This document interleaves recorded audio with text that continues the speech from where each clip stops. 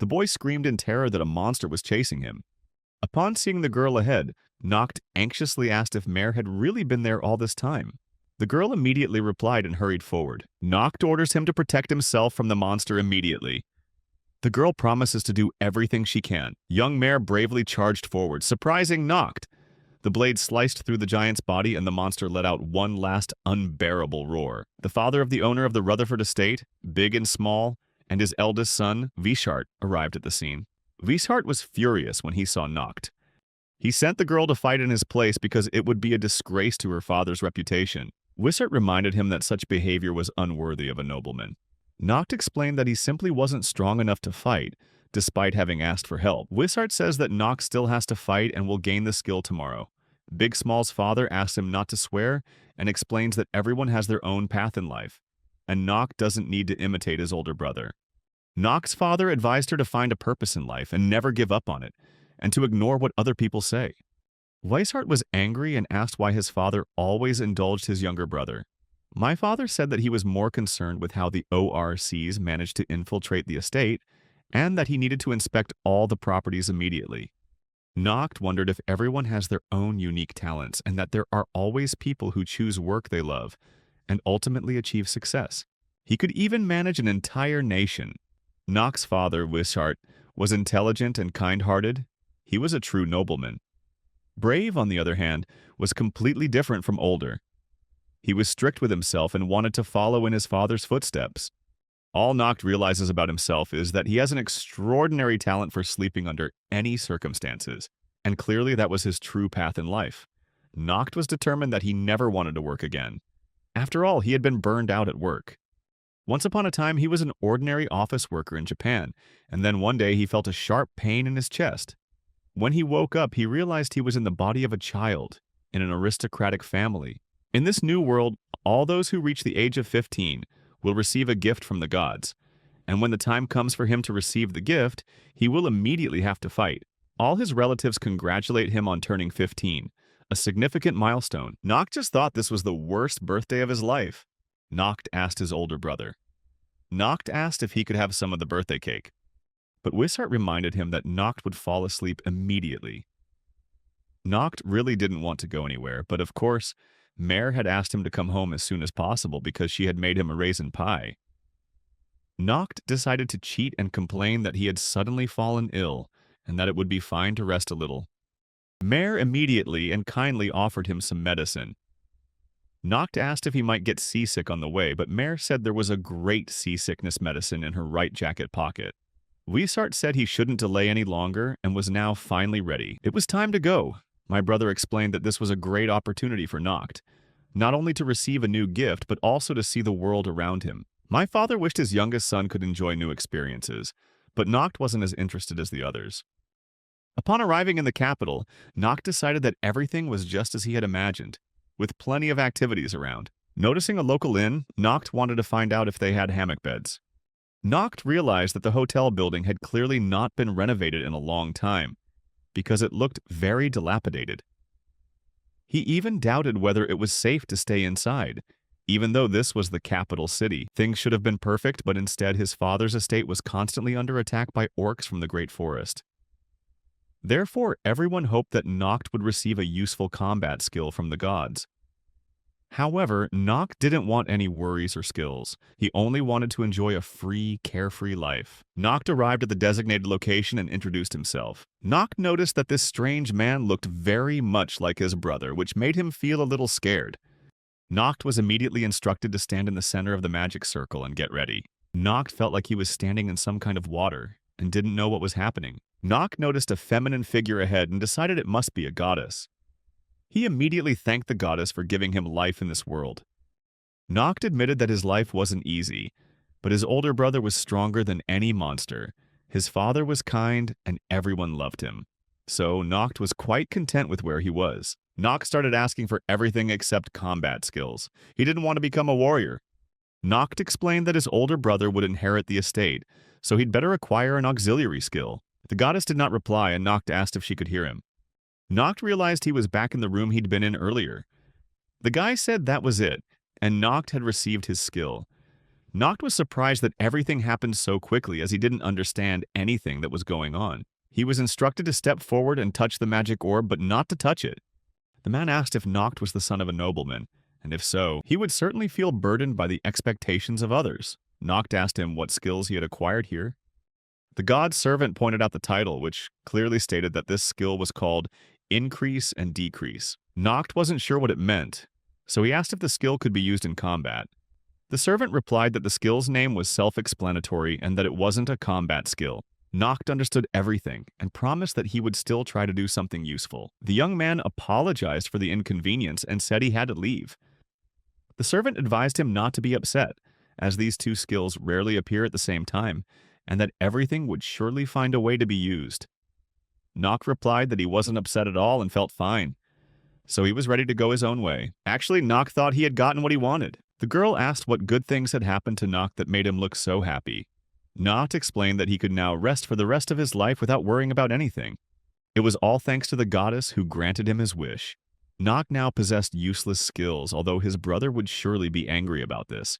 Noct said he even bought some souvenirs to appease his brother and father. Noct explained that he had bought jewelry for the maids, a statue of the Capitol Tower for his father, and a special blindfold for his brother, which would make him look irresistible if he could convince him to wear it. Noct bid farewell to the girls and explained that he would return to his estate to continue doing nothing.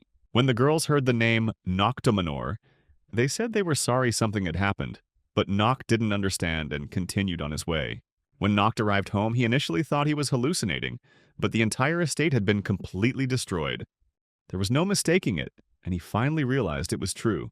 Noct understood that he could no longer rest peacefully, for all his plans had been ruined by someone.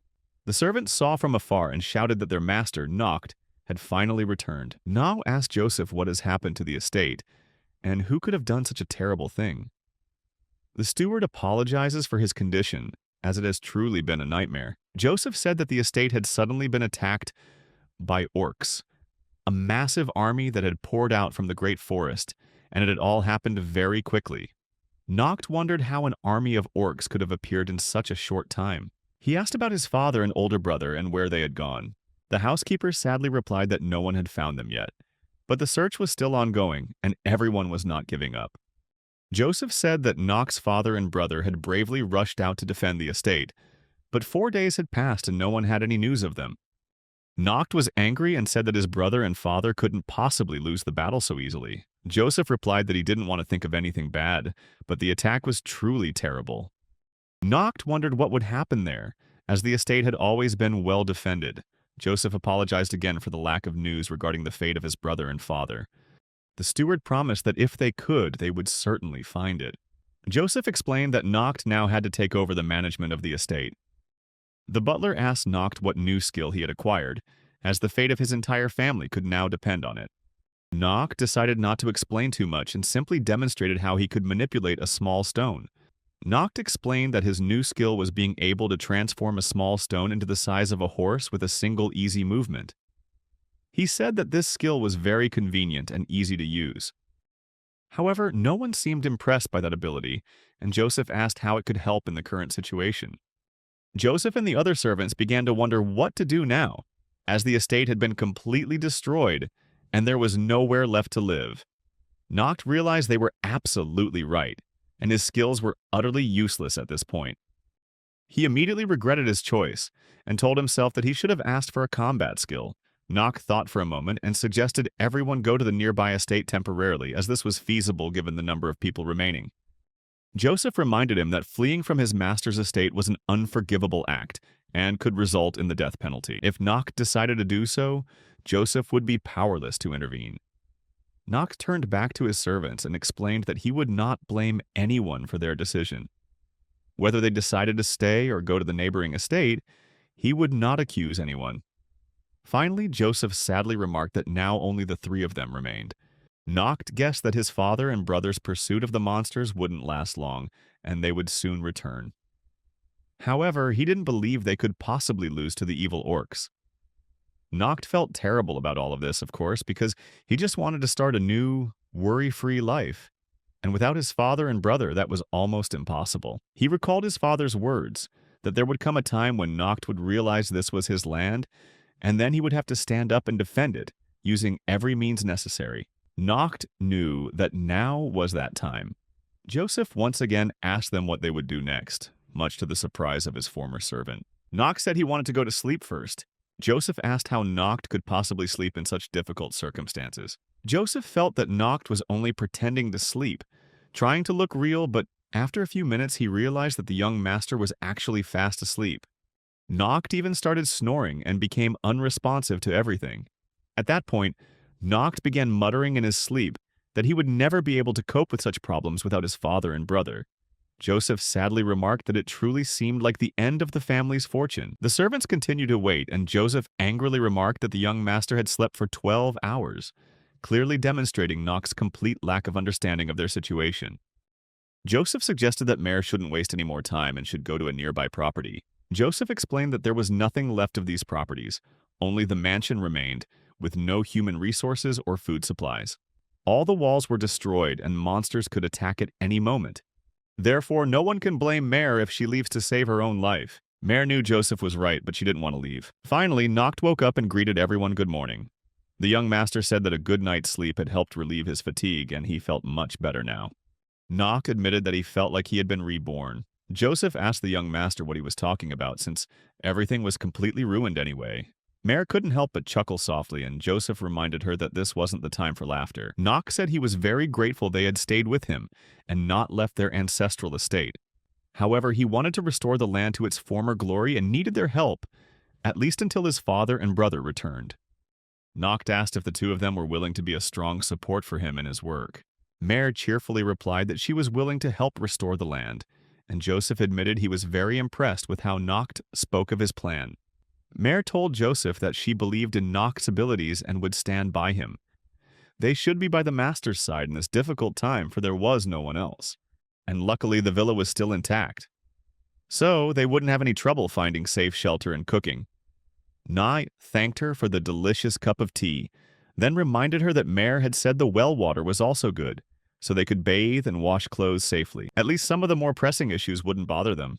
Noct asked if they had run out of food. Joseph and Mary confirmed his concerns and explained that they hadn't eaten anything since yesterday either. The girl explained that she had gathered everything edible, but there was very little. Noct was disappointed that there wasn't enough food for even one person. It turned out that most of the food supply had been taken by the surviving inhabitants of the estate. Mare says she's on a diet, so Joseph and Noct can eat all the food and she'll be patient. Joseph says he's just a butler. He can't touch his master's food. Noct replies that he doesn't want to look selfish and eat everything alone, so they should divide the food into 3 portions. Even though it won't be enough, it would be fairer. Noct remembered that he could try increasing his food intake using his new skill, and it would surely help him. Mare was delighted and suggested trying out this new ability to increase or decrease items. Noct employs the technique of exaggeration, and indeed the amount of food increased slightly. Joseph and Mare were thrilled with the result and praised it as amazing. Noct was surprised by his success, but he decided it wasn't enough. He wanted to provide enough food for those who had believed in him and stayed to help. He wondered why this position should have belonged to his father and older brother, who were wise and courageous, but things had turned out completely differently. Noct thought the world was truly wrong. He wondered how he could possibly be a good leader.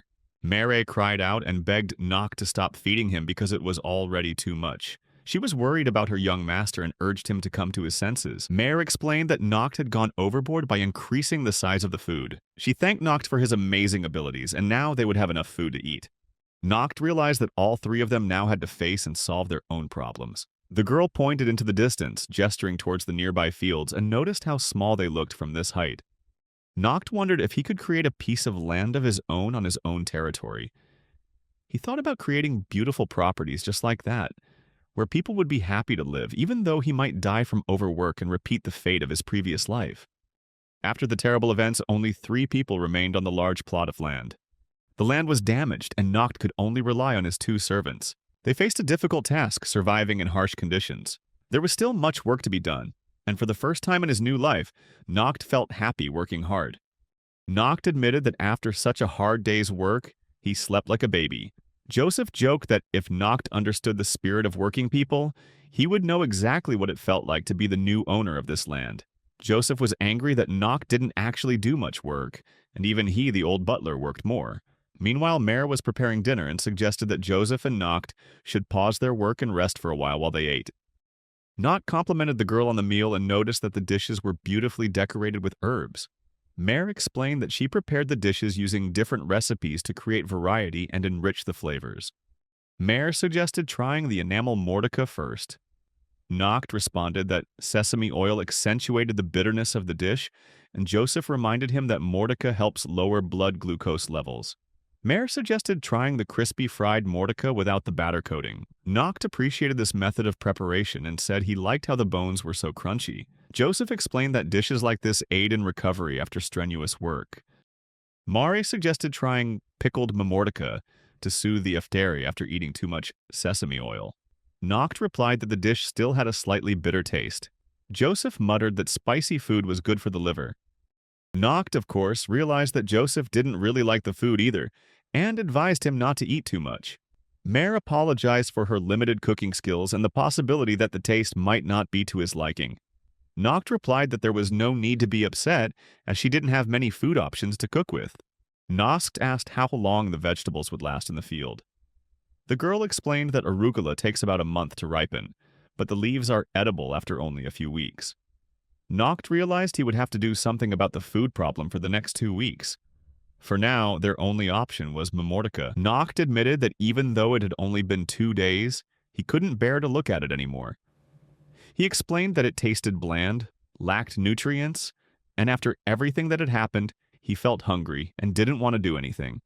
He realized they urgently needed iron-rich food. He also said he wouldn't refuse anything else if it were available. Mare promised to try to solve the iron problem in the food. Mare pulled out a knife, but Joseph and Noct quickly stopped her and asked what she intended to do. Mare replied that she only wanted to be helpful to her young master.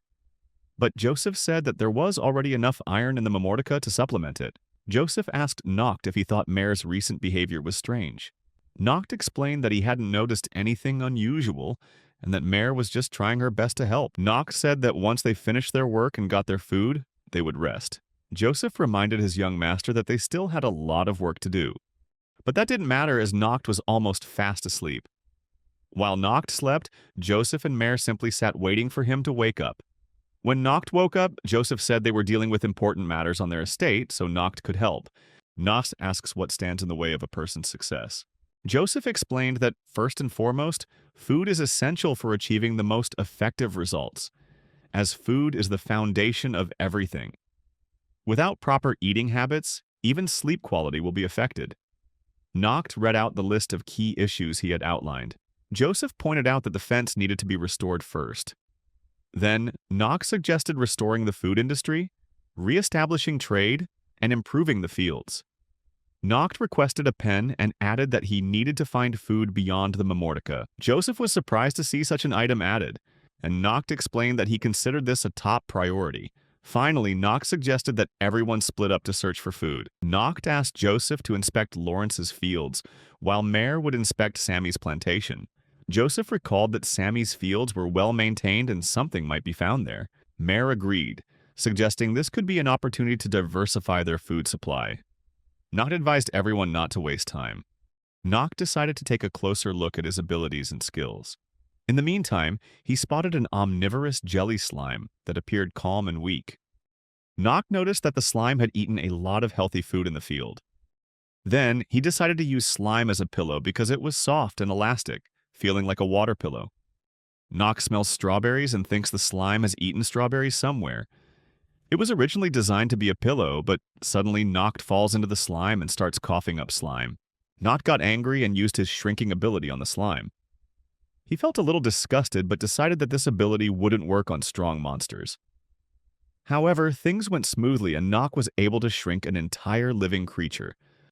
Noct continued to apply his shrinking ability to himself and was surprised by the results as he felt like he was in a jungle, while this was just ordinary meadow grass. At that moment, Noct saw something rapidly hurtling towards him.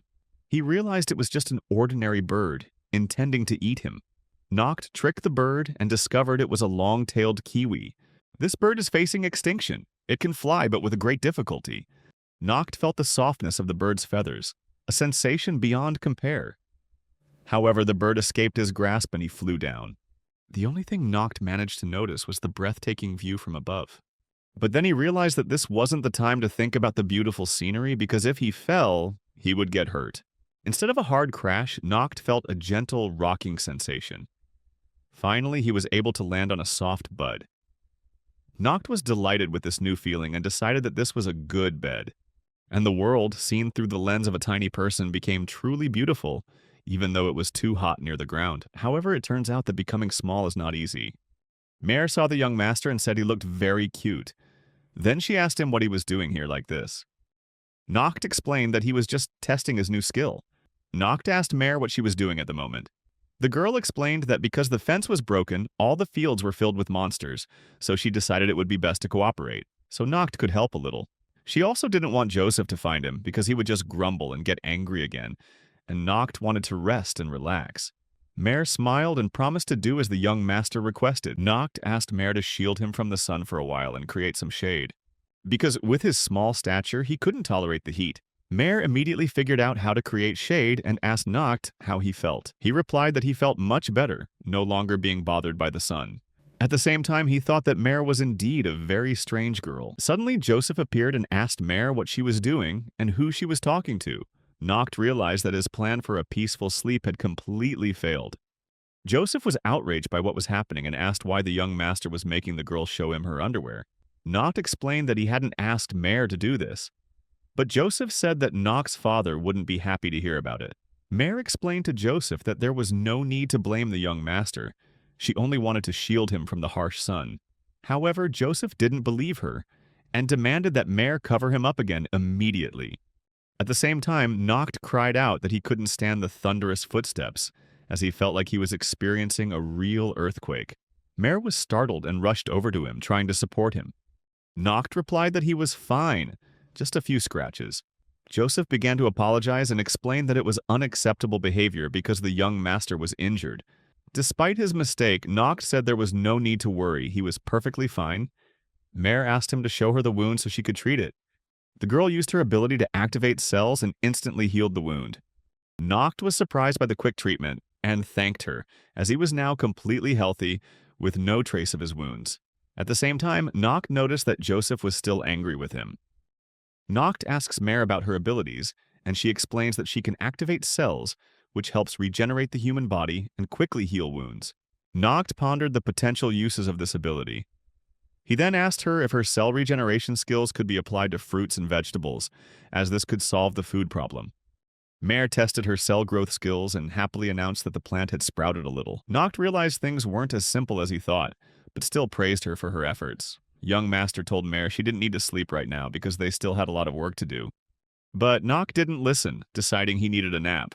After dozing off, he heard a strange noise that prevented him from resting. It turned out that Mare was trying to concentrate and shouting loudly.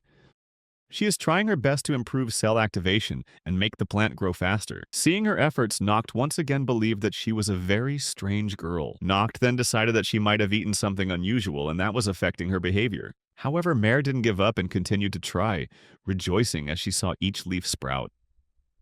She said, "I'm trying to convince the plants to grow strong so that my young owner won't starve."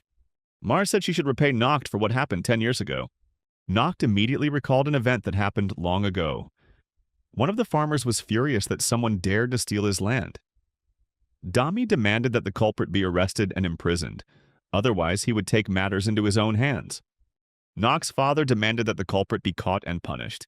But Noct intervened and tried to explain to Sammy that perhaps the girl didn't go into the field just for fun. She did it only to survive, so she should be forgiven. But Sammy was angry and asked how he would live after what had happened. At the young master's suggestion, Noct promised to compensate the angry farmer for the damage, and to do so, he would sell one of the souvenirs his mother had given him. Noct asked the farmer if he would accept this offer. Sammy calmed down and said that Noct didn't need to make such a sacrifice. Sammy promised to handle the matter himself. Noct thanked the farmer for his understanding. His father asked why Noct had done this and defended a strange thief. Noct reminded them that the small family had to protect those they considered their subjects, so this girl was under his protection. The father asked what he would do if the girl misbehaved again. Noct explained that he believed that wouldn't happen, and that from now on she would be his personal maid. His father was surprised by his son's decision but did not object. Noct asked the girl her name, and when she realized she was not in danger, she gave it to him. Noct immediately explained to Mare that he had an important task for her, and that she would have to prepare his bed. Then he asked her if she was capable of doing so. At that moment, everyone was surprised by the young master's actions because he had finally saved a little girl. Mare said that now was the time for her to take care of her owner. She tried to plant an edible tree as soon as possible, but was angry that she couldn't do it sooner. Mare felt saddened by her inability to do anything, especially when her mistress needed help. She decided that her existence was pointless if she couldn't assist in this difficult situation. Noct looked at her and realized she was trying her best to help him.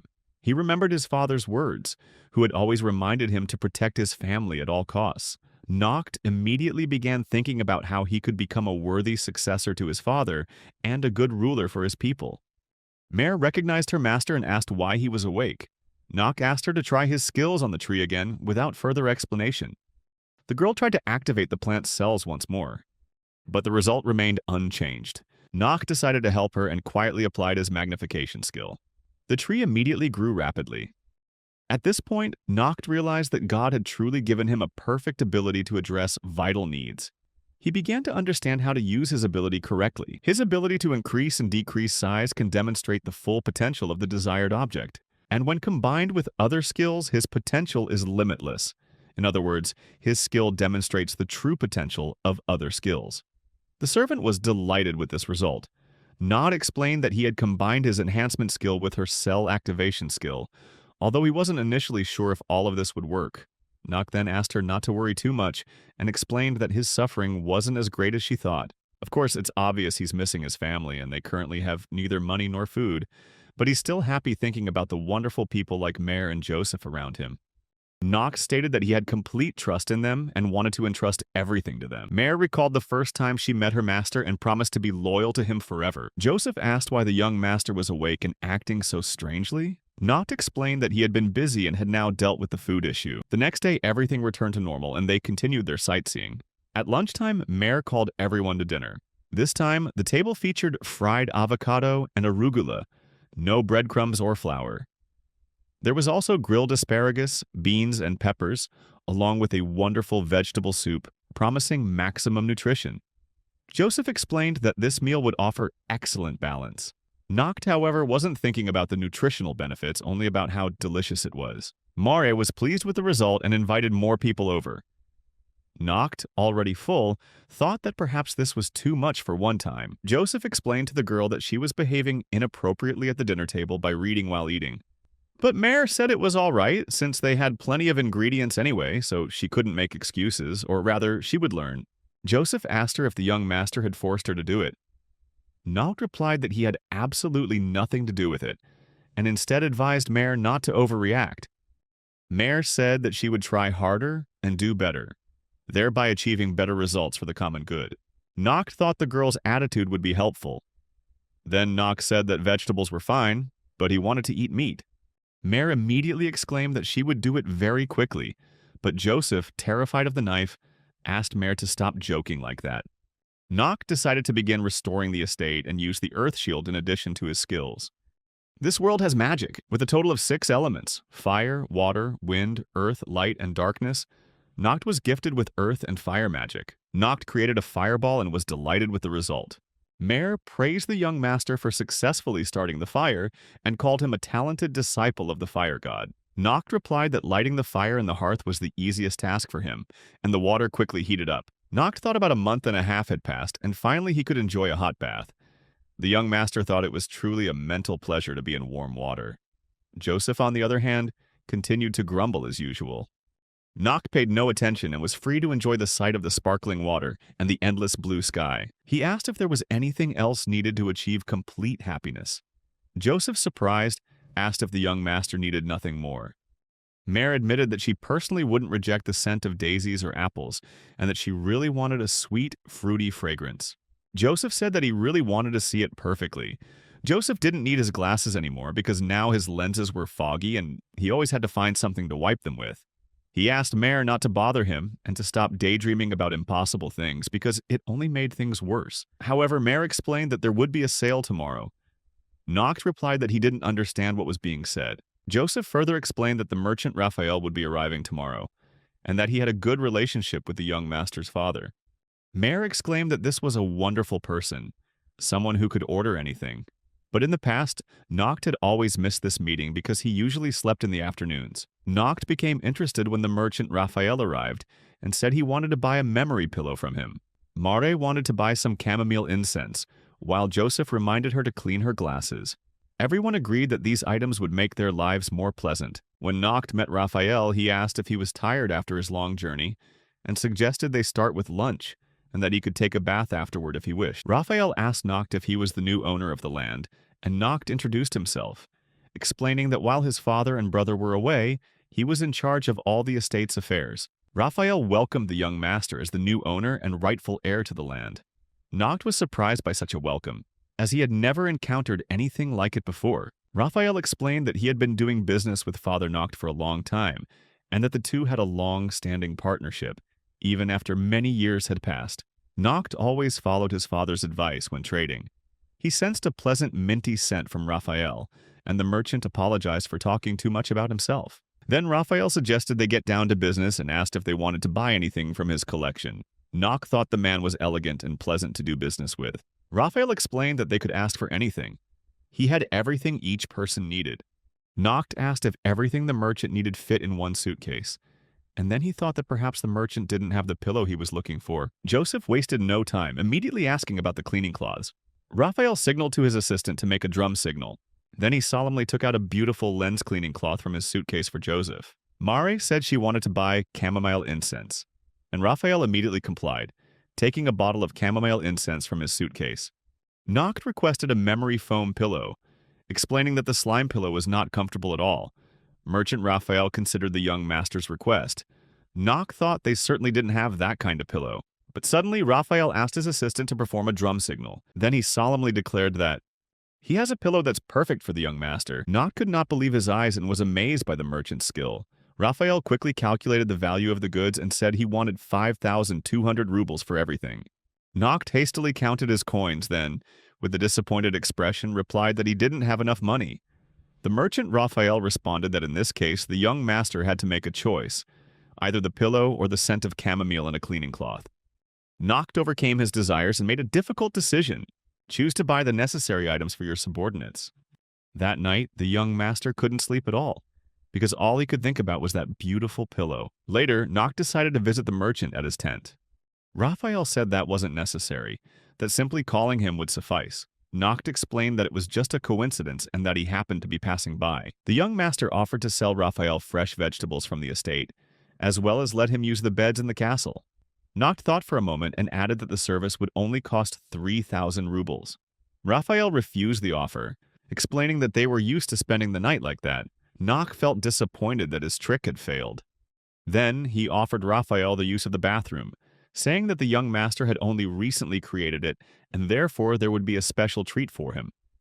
He could use the bathing service for only 3,000 rubles or exchange it for a pillow. Raphael looked sad and asked if Noct really thought his destiny was to build bathrooms in the future.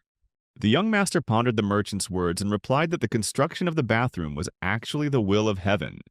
Raphael replied that if that were the case, he would have no intention of returning to the estate. Raphael's assistant asked for the lights to be turned off and a cigarette, as it was very late. At parting, the merchant declined the opportunity to take a bath, citing extreme fatigue. Noct was saddened by his failure and could not understand why Raphael had decided not to visit the estate again. At the same time, Noct could still sense the pleasant, minty scent emanating from the merchant, but then he suddenly thought that the smell might be coming from some kind of monster. And now he understood why Raphael was always so vigilant. If he went into the bathroom, he would be defenseless against a potential threat. Noct looked around and found only a small slime. When Mare and Joseph heard this news, they were saddened by Raphael's decision not to visit them again. Noct explained that perhaps Raphael had decided not to return after seeing the monsters in their fields. Moreover, there were no inhabitants here for trade. The young master said that their land was extremely dangerous. They didn't even have a fence, so no one would come here to trade. Noct apologized to Joseph and Mare for prioritizing the wrong thing, saying that when he built the bathroom first, he should have done something more useful. Joseph agreed that it would be terrible if Raphael stopped visiting them, as the merchant was a crucial link in their trade. If their dealings with him ceased, their land would completely stop developing. Nock realized that if he continued, he would never be able to buy the pillow he wanted. The young master said they would definitely build a good fence so that Raphael could visit them again. Mare asked if the three of them could do it. Nock asked her to trust him and explained that he had a good plan. Joseph utilized his enhanced muscle strength and easily began lifting heavy weights. Nock admired his butler. Joseph, who was truly a titan, was incredibly helpful. Thanks to him, they were able to build 10 meters of fence in an hour. However, Nock realized that, unfortunately, they wouldn't have enough time and resources to finish the fence before dawn. Although the initial plan seemed perfect, the reality was quite different. Mare asked if she should help Joseph. Joseph admitted that after carrying heavy loads and sweating, a shower would be especially comforting for him. Nock pondered the butler's words while Mare couldn't understand why the young master cared so much about this. Nock then told Joseph that he had a perfect idea. Meanwhile, the merchant Raphael asked his assistant Pico to wake him up, as it was time to prepare for the trip. Pico said good morning, and Raphael told him to prepare his chopsticks. The boy quickly gathered them up and promised to prepare them soon. Raphael recalled that Mr. Brotherford had done him many things in the past, and he would be happy to help him in any way. However, it was difficult to look at his devastated estate, and it was worse than he had imagined. Raphael could not understand why his youngest son, Noct, would build a bathhouse in such dire circumstances. Perhaps the burden of leadership is too great for this young master. Even without the fence, this place could hardly be called privately owned land. Raphael apologized to Pico for taking him to such a dangerous place, and promised not to do it again. As the merchant stepped out of the tent, he thought he was still dreaming because it was hard to believe what he had just seen. Raphael said that this was unbelievable. No one could have built such massive walls in a single night. The merchant tapped lightly on the wall and realized it was incredibly sturdy, offering excellent protection. Mari informs Nock that Raphael has arrived. The merchant was surprised and asked how this happened, and where this strong wall came from. Noct explained that he had simply combined his skills with earth magic, and they were fortunate enough to complete it before dawn. Noct praised it as a truly invaluable skill. However, Raphael thought things weren't as simple as they seemed. He believed the cost of undertaking such a large-scale task must be enormous, because it's not easy to complete this task in such a short time. Raphael asked why Noct didn't want to postpone such a difficult task until tomorrow. It would be more sensible to rest at night. Noct replied that tomorrow might be too late. He thanked Raphael for it was thanks to him that he had realized the right priorities. And he realized that their settlement was indeed too dangerous. So Noct didn't want to think that this was indefensible. The merchant Raphael said that Noct truly understood his purpose. Then the young master invited the merchant to see something else. Noct asked Raphael to stand with everyone and hold hands. Noct then demonstrated his enhanced abilities, saying that Mordecai had acted as an elevator for the merchant. Raphael admitted that he hadn't expected the boy to surprise him so much. Noct explained to the merchant. Noct explained that he was about to see a large outdoor bath situated right next to the wall. Raphael was utterly surprised to see such a beautiful bathtub. The young master reminded him that Raphael hadn't had time to bathe yet, but now, in this place, he could feel completely safe and had no need to deny himself pleasure. Nock admitted that he really wanted that beautiful pillow, and on behalf of everyone else, he hoped that Raphael would return to the estate. Raphael replied that every merchant must possess an important quality, and that quality is the ability to determine the value of things. Nock asks if Raphael was referring to the value of an object. Raphael explains that anyone can determine the monetary value. But in this case, a much more important value needs to be determined. Raphael admitted that he was only thinking about the safety of the property, but he was surprised that the young master thought of more than that, and even cared about bringing joy to others, even in such difficult circumstances.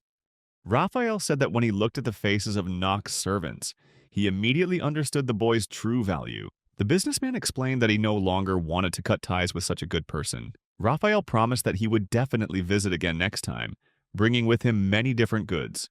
Nock said that when the merchant returned, he would have built the safest sleeping area where everyone could rest comfortably without worry. Raphael replied that it was wonderful, but he wanted to take a bath first. Noct was pleased to have satisfied the merchant and hoped that business would continue to improve. Raphael enjoyed the warm water, feeling comfortable and thanking the young master for the opportunity to relax. Nox then suggested that everyone shouldn't be shy, as this wasn't a swimming pool but their home.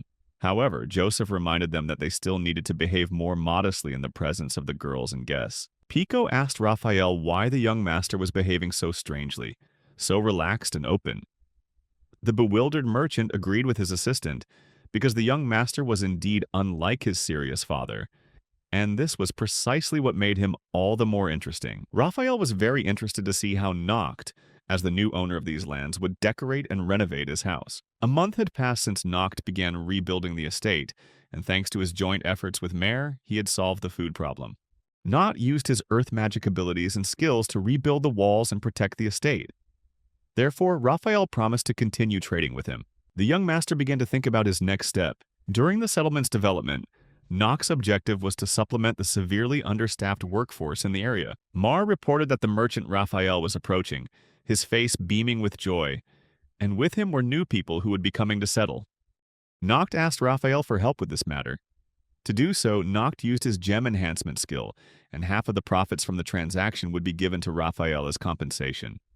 Raphael was delighted with the agreement, though the young master decided not to abuse the power of his skill. Noct was overjoyed by the situation and declared that the revival of the estate could now be considered complete. Noct hoped that when things got better, he would finally be able to rest comfortably and sleep as much as he wished. Noct met Raphael without greeting him, then inquired about his well-being. The merchant Raphael said he had brought 4 migrants and, as usual, asked his assistant Pico to perform a drum display to announce it. Noct was surprised and wondered if the merchant intended to pull the migrants out of his suitcase. However, Raphael took out a special gift from the capital and gave it to the young master. At that moment, more migrants stepped out of the vehicle, and Noct was utterly surprised to see that they were real people. Beastmen. Raphael explained that there was no need to worry, as these beastmen were not former slaves. Noct replied that regardless, these beastmen still suffered discrimination and unfair condemnation. Though unspoken, their eyes were filled with sadness. This clearly showed what they had endured in the past. Noct welcomed the new residents and asked their names. The older woman introduced herself as Olivia. The little girl, feeling shy, called herself Cuckoo. Noct explained that he owned the land and was happy to meet them. Another immigrant said that Noct was too small and young to be a lord. There were 2 migrants, and judging from their conversation, Noct guessed they were relatives. Because of their height, Noct thought they were children and suggested they come down immediately, as it was too dangerous up there. The migrants immediately jumped out of the vehicle, and Noct realized they were indeed dwarves, despite their small stature. They were fully grown adults. The dwarves explained that they hadn't been adults for long. They were only 121 years old. This year, the dwarves have named themselves Rog and Giama. Noct was surprised to see the ground beneath their feet collapse as they jumped out of the car. Olivia became angry and said that their weight was perfectly normal for their age. Joseph immediately reminded the young man that he shouldn't use such impolite language when speaking about girls and shouldn't forget proper etiquette. Noct immediately apologized for his oversight and promised not to do it again. Olivia explained that their weapons were actually too heavy, which caused the impact on the ground. The merchant Raphael said that, in fact, there were quite a few such people in the capital. The dwarves wanted to migrate to this land, but their families were involved in the construction of the capital tower, and they were first-class carpenters who would help in the construction of the land. Noct greatly admired the dwarves' abilities, as the light tower was truly impressive. The young lord wondered why such top-tier craftsmen would come to live on his land. Olivia calmed down her noisy older brother. Olivia explained that they simply wanted to see the world around them, so they decided to leave the capital. Noct still didn't understand the true reason for the dwarf family's arrival, but one thing was clear. They truly had their own motives, and thanks to their abilities, the dwarf family would be able to restore the houses on the estate and improve the settlement. The young man admitted that he had seen the capital tower before, and indeed it was very tall and beautiful. The dwarves said they could also build small structures, and all their work was a sacred act that they gladly performed. The young master was surprised to see these small people carrying such enormous weapons, and realized that they truly loved big things. Rog said that the design of the capital tower was developed by his sister, and then he asked everyone to see the model that was used to build the tower. Noct was surprised by the quality of the model's design because it looked so perfect. Noct noticed that Olivia was very happy, and he decided that this was a great sign for future cooperation. The young master admitted that he was truly impressed seeing the capital tower in person, as he had never seen such a huge and impressive structure before. Then, Noct noticed Olivia's expression change slightly, but he didn't know what had caused her to react that way. The young master said he truly admired how it was possible to create such a massive tower using such an accurate model. Olivia irritably demanded that they stop talking about it. Noct realized how easily she got angry and promised not to bring up the topic again. The young master then thanked all the new residents once again for choosing to continue their lives with him. Noct said he wanted to begin by explaining the situation and the guarantees he offered. The young master promised to provide each resident with enough food for 3 months, housing and land to work on, and 5 tickets for outdoor bathing. Olivia asked for clarification on what the food supply meant. Noct replied that this wasn't a problem for him and immediately demonstrated his enhanced abilities. The young master explained that this was how his skill worked. However, he had to apologize for only being able to provide vegetables from the food source. At this point, Noct noticed the doll's fangs and wondered why they could suddenly move. The little cuckoo girl lunged forward while Noct tried to figure out what she was doing. Then Noct was surprised to see Cuckoo's strength, because she can easily pull vegetables from the ground. Cuckoo asked the young master if he could increase the quantity of these vegetables. Olivia asked Cuckoo to behave more modestly and not do that again, as asking for something from a young master was impolite. Noct said there was no need to worry and that it was no problem for him at all, then easily increased the amount of vegetables as requested. Cuckoo was delighted, and Noct felt happy that he could please her so much. The cuckoo happily began eating the fruit and enjoying its wonderful taste. Then she called Noct Dad. Olivia quickly apologized for her daughter's behavior and explained that the little girl loved vegetables. Noct secretly thought that she looked very much like a little fox. Olivia admitted that they were truly happy that the landowner was such a kind person. Olivia asked what they could do to repay this favor. The young master explained that the most important thing on his land was that only those who genuinely wanted to work were allowed to work. And there's no point in doing things you don't want to do. And if they like vegetables so much, they could try growing them to satisfy their hobby. Cuckoo exclaimed that she would definitely grow vegetables. Noct thanked the girl for her kind intentions and said he would rely on her in this matter. Dwarfhorn asked his sister what they would have to do. Olivia immediately replied that she would take care of her daily tasks herself. Noct was surprised by this enthusiasm, as he hadn't expected such a reaction. The young master admitted that he genuinely hoped the dwarves would help him rebuild his land. Olivia asked if there was a problem, and she immediately pointed out that Noct himself had said that only those who truly wanted to work would be allowed to work. Noct thought that if the dwarves didn't work for him, it would be detrimental to him, and he couldn't let them be lazy. So he decided he had to act more wisely. He couldn't understand why they would belittle his extraordinary talent, and he couldn't believe they didn't want to work. After all, they needed to create and innovate something, and they shouldn't give up. Olivia told Noct he should stop just talking and trying to convince them. She also reminded him that as the owner of the land, he was fully responsible for his words. Noct was annoyed by this attitude, and Cuckoo told the dwarves that they shouldn't mock their young master. Olivia also reminded her that children shouldn't interrupt adult conversations. Cuckoo refused to back down, saying that if they considered themselves adults, then in this case they should work for the common good. Olivia replied that it wasn't a bad way to persuade. For a beastman, Cuckoo immediately called the beastman lazy, useless, and a worthless creature. The little girl explained that those who do nothing but receive gifts without contributing anything are merely walking corpses, useless creatures. Olivia quickly intervened and explained to the little girl that it was an extremely rude remark. However, Cuckoo responded that she couldn't tolerate such treatment of her young owner. She felt too tired of just hearing dissenting opinions. Cuckoo constantly talked about the excuses others made every day, because ultimately nothing happens without a reason, and you have to achieve things for yourself. Olivia began to soothe her daughter and asked her to stop saying such things. Eventually, her words had an effect, and Cuckoo said she would work like everyone else. Noct admired the girl's eloquence and praised her success. Noct thanked the dwarves for agreeing to help, and explained that there was something he wanted to ask them immediately. Cuckoo replied that the young master didn't want them building a house for him. Noct said that wasn't what he wanted, and asked them to come to his father's office. He explained further. Noct notices a crack in the wall and thinks it would be a good idea to repair it, preventing further damage. Cuckoo asks if they're really going to start working even without breakfast. Cuckoo promises to look into it and tells his younger brother he can sleep in for a while. Meanwhile, Beastman asks the young master to leave the office as his presence only complicates her work. Noct realized that these cracks were truly disturbing him. He was immediately overwhelmed by memories, recalling loved ones who were no longer with him. Noct was delighted to learn that the craftsman who had built the Capitol Tower would be the one to renovate his father's study, as it was the only place that held family memories. After walking around for a bit, he returned to the office and heard a loud noise. He wondered if it was too much noise just to fix a crack. But what he saw in the office surprised him greatly. Noct couldn't understand what was happening.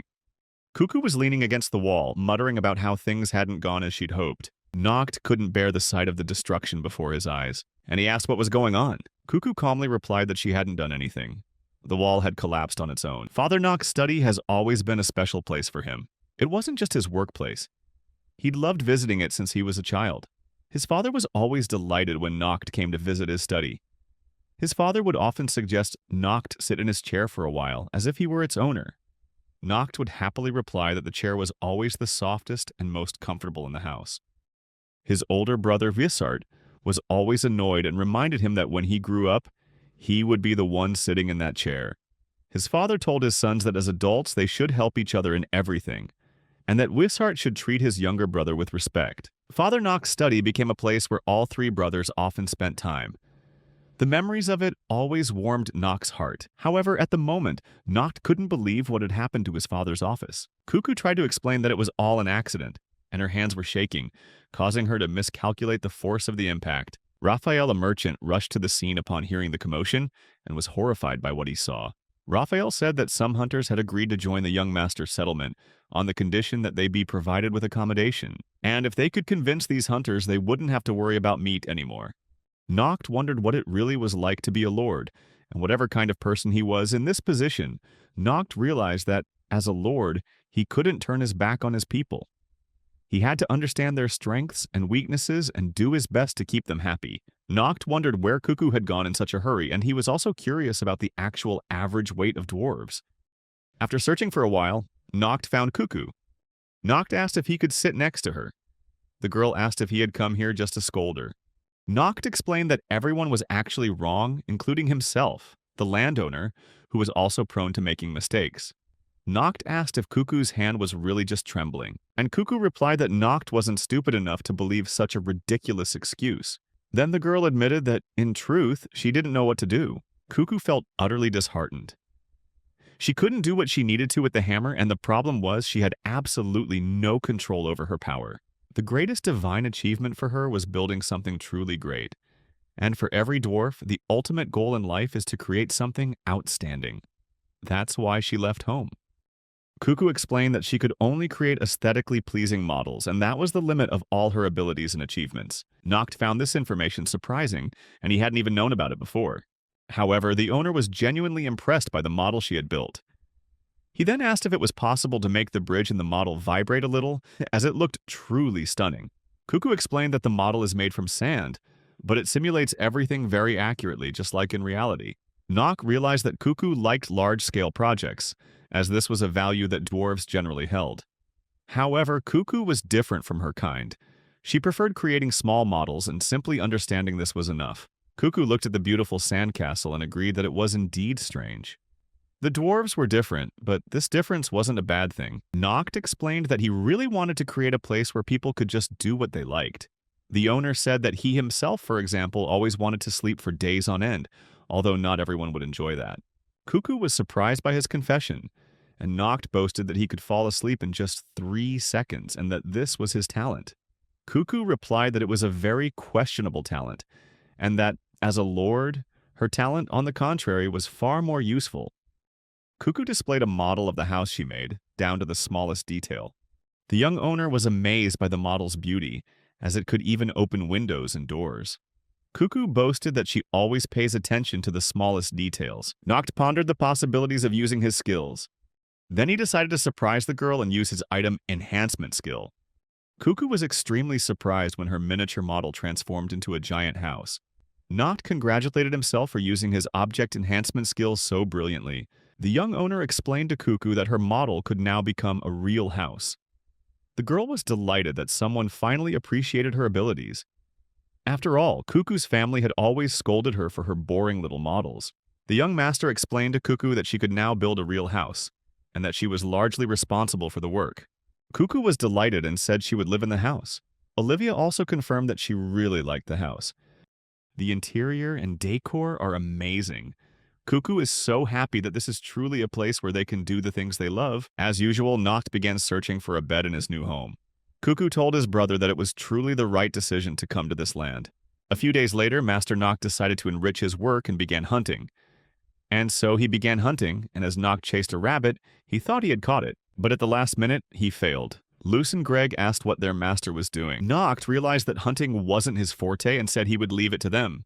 Luce immediately used her enhanced splitting skill, then combined it with her accurate shooting skill. Greg's goal was achieved, and they were able to solve the problem effectively. Luce replied that things hadn't gone exactly as she expected, but the result mattered. Greg reassured his colleague, saying that everything was going according to plan. Noct added that this wasn't something a true hunter would do, and praised them for their excellent work. Greg then discovered a beehive, and he used a fireball to kill the aggressive bees. Luce gazed intently at the deer, which happened to be right next to her. Noct admired their skills and said that in this case he had complete faith in them. Thanks to Julna, Noct's territory became much more beautiful and comfortable in an instant, as they acquired many wonderful new buildings. There were also 2 new residents, both experts in the art of hunting. Luce was a skilled elf, and Greg was a seasoned adventurer. When the hunt was over, they both boasted about a fantastic catch. Thanks to that, everyone could enjoy fresh meat. Noct was overjoyed that he could finally eat meat, something he had been dreaming of for a month and a half. The sight of only vegetables made him feel nauseous. Luce and Greg said they would go home to prepare a delicious meal with fresh meat. This left Noct slightly disappointed, as he had gone hunting with them, hoping they would grill the meat and eat it right away. The young master suggested eating outdoors as the surrounding scenery was beautiful. Luce agreed and also took in the scenery.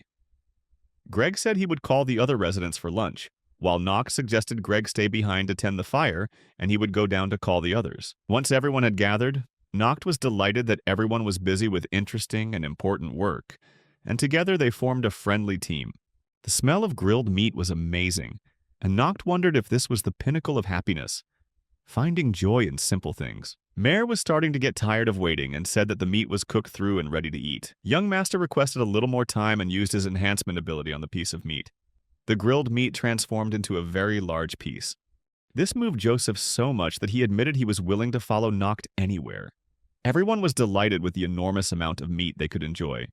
Joseph said that he had specially cut the largest piece of meat for his beloved master, Noct, and gave him a gift to thank him for his help.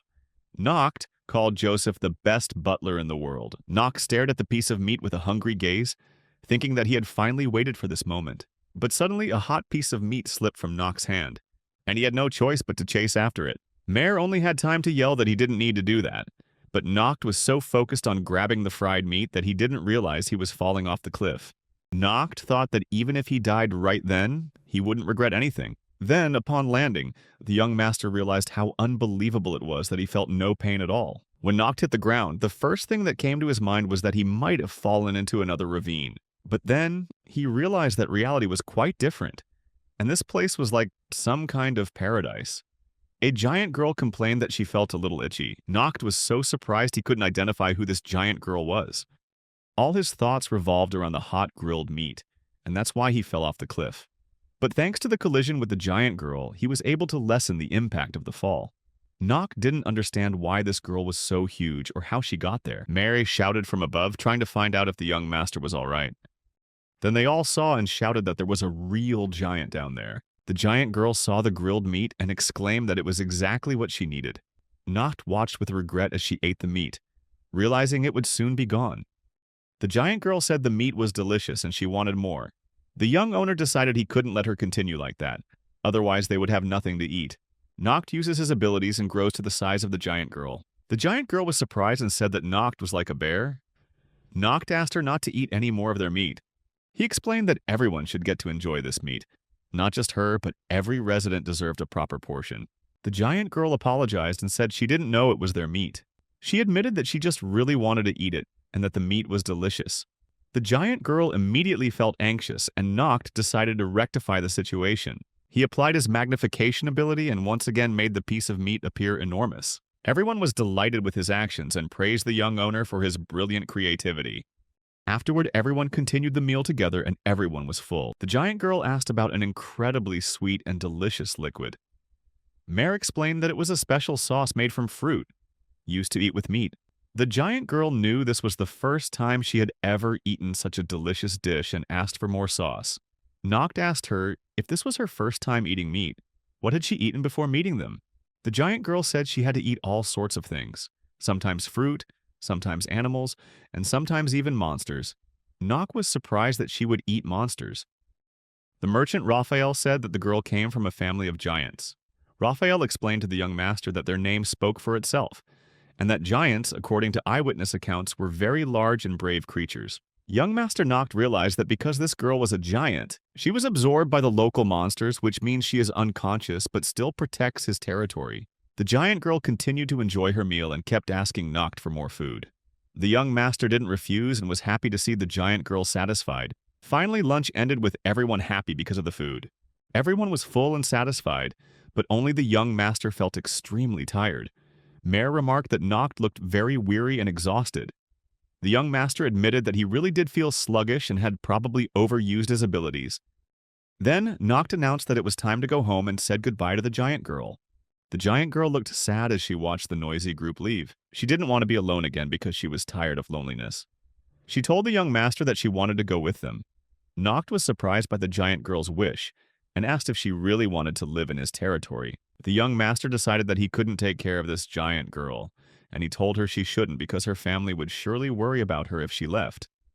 She became angry and started shouting that she wanted to go with everyone. Noct was frightened by the giant girl's anger and asked her to calm down. He explained that he had no objection to her living with them, but her size will cause a lot of problems, and he could try to reduce her size a little. Noct asked her to relax and not resist, and eventually everything went smoothly. The giant girl was back to her normal size. Upon arriving at the settlement, she was surprised by the quality of life of the residents.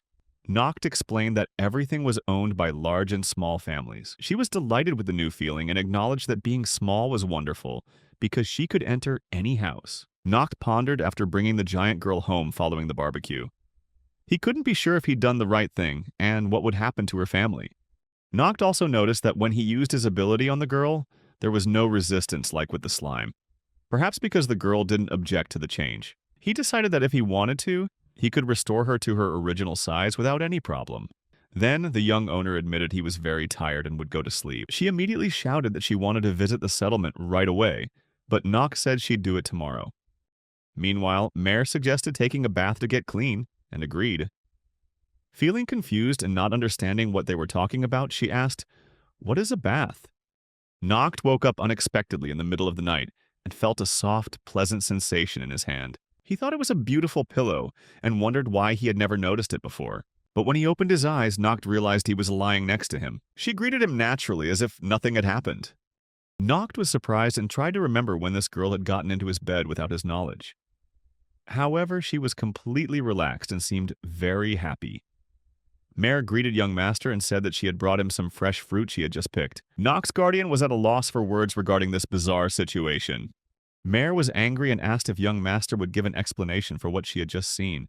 She was delighted to see the fresh plums. And before Noct could react, the girl dragged him out of the room. Mare's furious shouts rang out from behind as she tried to remind him about his clothes. Noct asked where she was taking him in such a hurry, reminding him of his promise to show her around his estate. When they went outside, they met Olivia and Cuckoo, who happily greeted young master. Noct led Cuckoo on a tour of the vegetable garden. There, the little doll grew many kinds of vegetables, and Cuckoo immediately praised the giant root vegetable that had grown thanks to her efforts. When I first saw this vegetable, I asked what kind of root it was and why it was so white.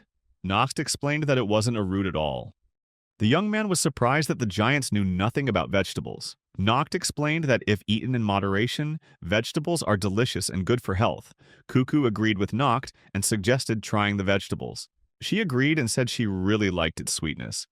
She asked what kind of fruit it was. Cuckoo replied that it wasn't a fruit, but a type of vegetable called dakan. She said that Cuckoo's vegetables were delicious and she was happy to have tried them. The young man praised the little girl, saying it was a well-deserved reward for her efforts.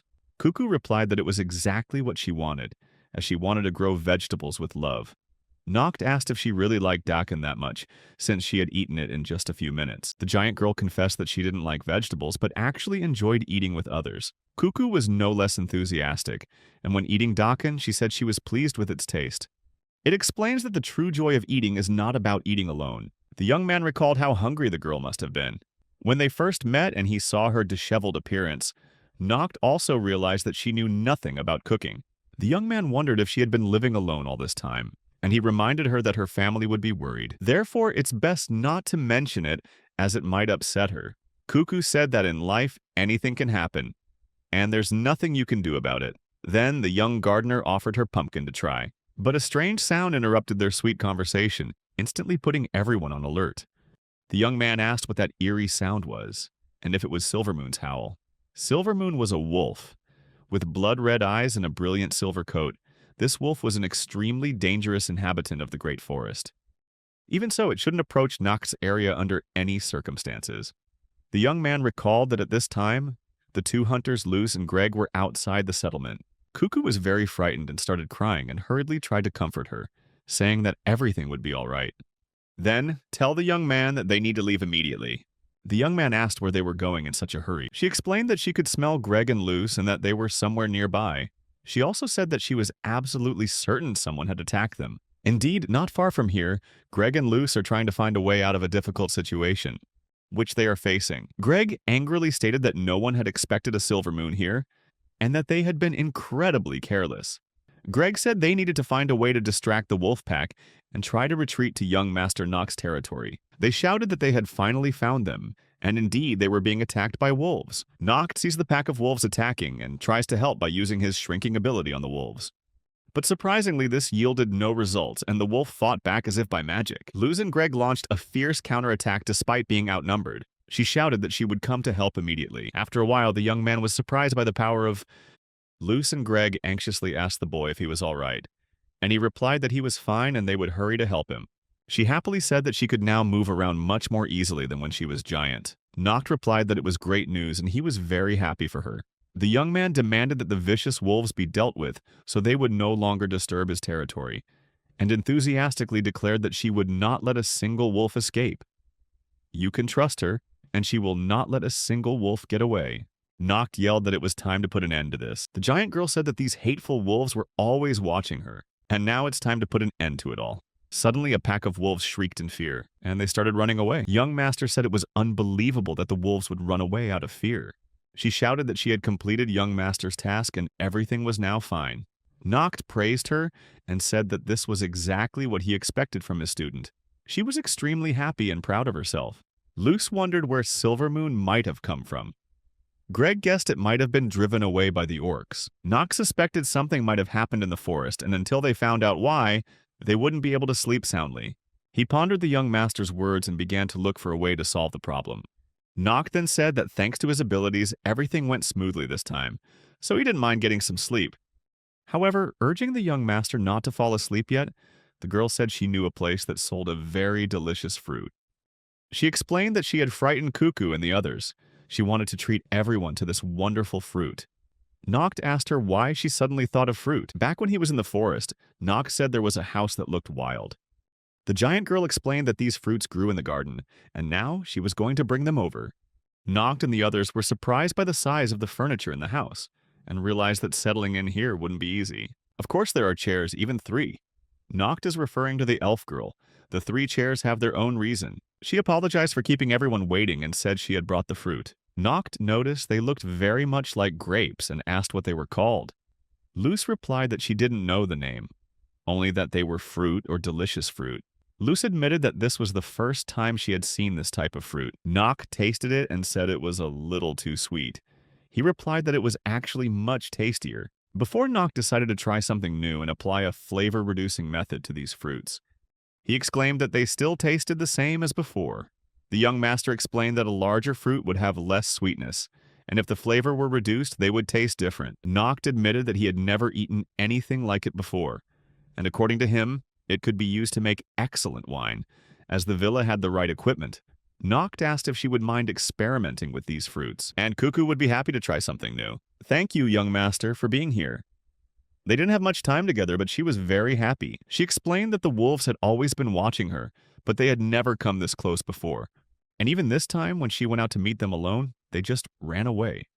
They said something had happened in the forest because she had shrunk, and maybe someone was no longer afraid to enter these lands. Therefore, she decided to stay here to protect the territory. Nokt used his magnification ability and returned to his original form. She laughed at how small Nokt looked now, but he said it was too big. To be forgiven, I require that I take care of all the inhabitants of the estate. Nokt thought that since she had made that decision, it must be for the best. He realized that it was really too sad. And he said that shouldn't be the case. Ask what's going on and why they aren't leaving. Noct explained that if she didn't come back to everyone, Mare would be very angry. Remind them that if she stays with them, it will be dangerous and she might not be able to protect them next time. Noct promised that if danger arose, he would personally protect all the settlers. Ultimately, it was his responsibility as the ruler of the land. Noct told the giant girl not to worry and invited her home with everyone.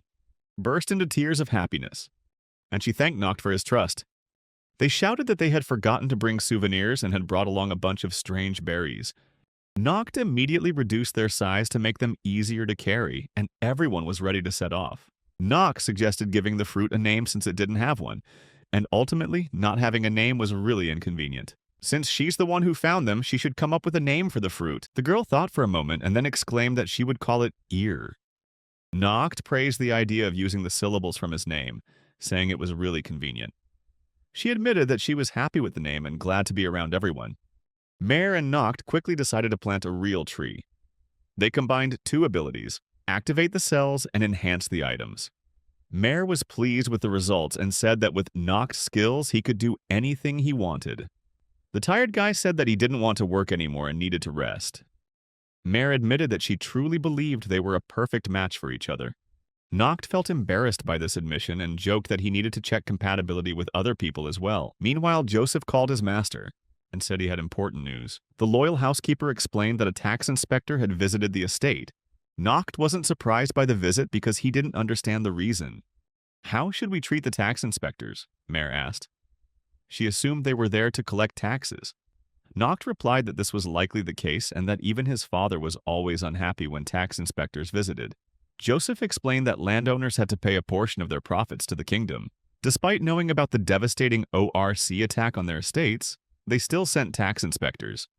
Joseph stated that the tax inspector's job is to determine the annual tax amount and that they have no right to refuse payment of taxes stipulated by the state. Noct asked Joseph and Mare not to worry. Then the young owner explained. He said he wouldn't pay a single cent for his legally owned land and would try to resolve the issue immediately. Noct greeted the tax inspector with solemnity and asked if the inspector was very tired after his long journey. The young owner then introduced himself formally and explained that he was currently managing the estate. Therefore, he wants to request a tax exemption from the tax authorities for this year because they are focusing on rebuilding after the ORC attack. The tax inspector asked why the lord of the land was bowing his head in shame to the floor, and whether he had absolutely no self-respect whatsoever. Noct explained that if it helped protect the peaceful lives of his people, he was willing to make such a sacrifice. Despite his pride, Noct noticed the tax inspector's dirty shoes and offered to have them repaired immediately. The tax inspector admitted that she had heard about the attack on the land and wanted more details about the incident. Noct briefly explained the entire situation as well as the difficulties they were facing in reclaiming the land.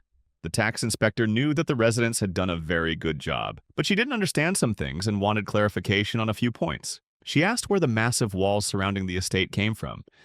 Noct explained that those walls were built by all the residents. The inspector asked if this meant the restoration had been successful. Noct agreed with that assessment and added that they weren't ready to export yet. They were currently only meeting their own needs. Nevertheless, in the future, he will certainly consider the possibility of offering unique products from his land. Noct suggested that the tax inspector sample this amazing fruit. The stern girl admitted that it was the first time she had seen anything like it, but at the same time she was very interested in its strange appearance. The tax inspector agreed to try the product and carefully took a bite of the fruit. She commented that the fruit was very sweet and juicy with a wonderful aftertaste. She felt it helped relieve fatigue and headaches. The girl once again pretended to be a strict tax inspector and continued to listen to the young owner. Noct explained that they were considering growing such fruits and making candy, as well as producing homemade liquor. Tax inspectors were surprised by the prospects of this type of production. After a moment of thought, she said that she was willing to consider the current situation and, for this reason, agreed to exempt the land from taxes this year. Upon parting ways, the tax inspector said she wanted to warn the young employer. The stern girl explained that Noct should be careful, as it's very dangerous when all important matters depend on just one person. Noct thought the girl was right and truly had good judgment. The tax inspector said that a nation that relies solely on the strength of one person will sooner or later be destroyed. Mare said the girl gave the impression of being a scary person, while the young owner disagreed and called the tax inspector a kind person. Knock said it was wrong to rely solely on his skills for everything, because if something happened to him, it would ruin everyone. Although there are now more residents on the estate, if he were to suddenly disappear, the people here would have to fend for themselves without his skills. Joseph replied that Noct had matured too quickly and become a wise man. Now, the young master looked very much like his father. Noct replied that in this way he could continue to live a peaceful life and sleep for days on end, if he was sure that everyone could do their job well. Noct asked Joseph what he meant by comparing him to his father, but the old butler replied that there was nothing to worry about.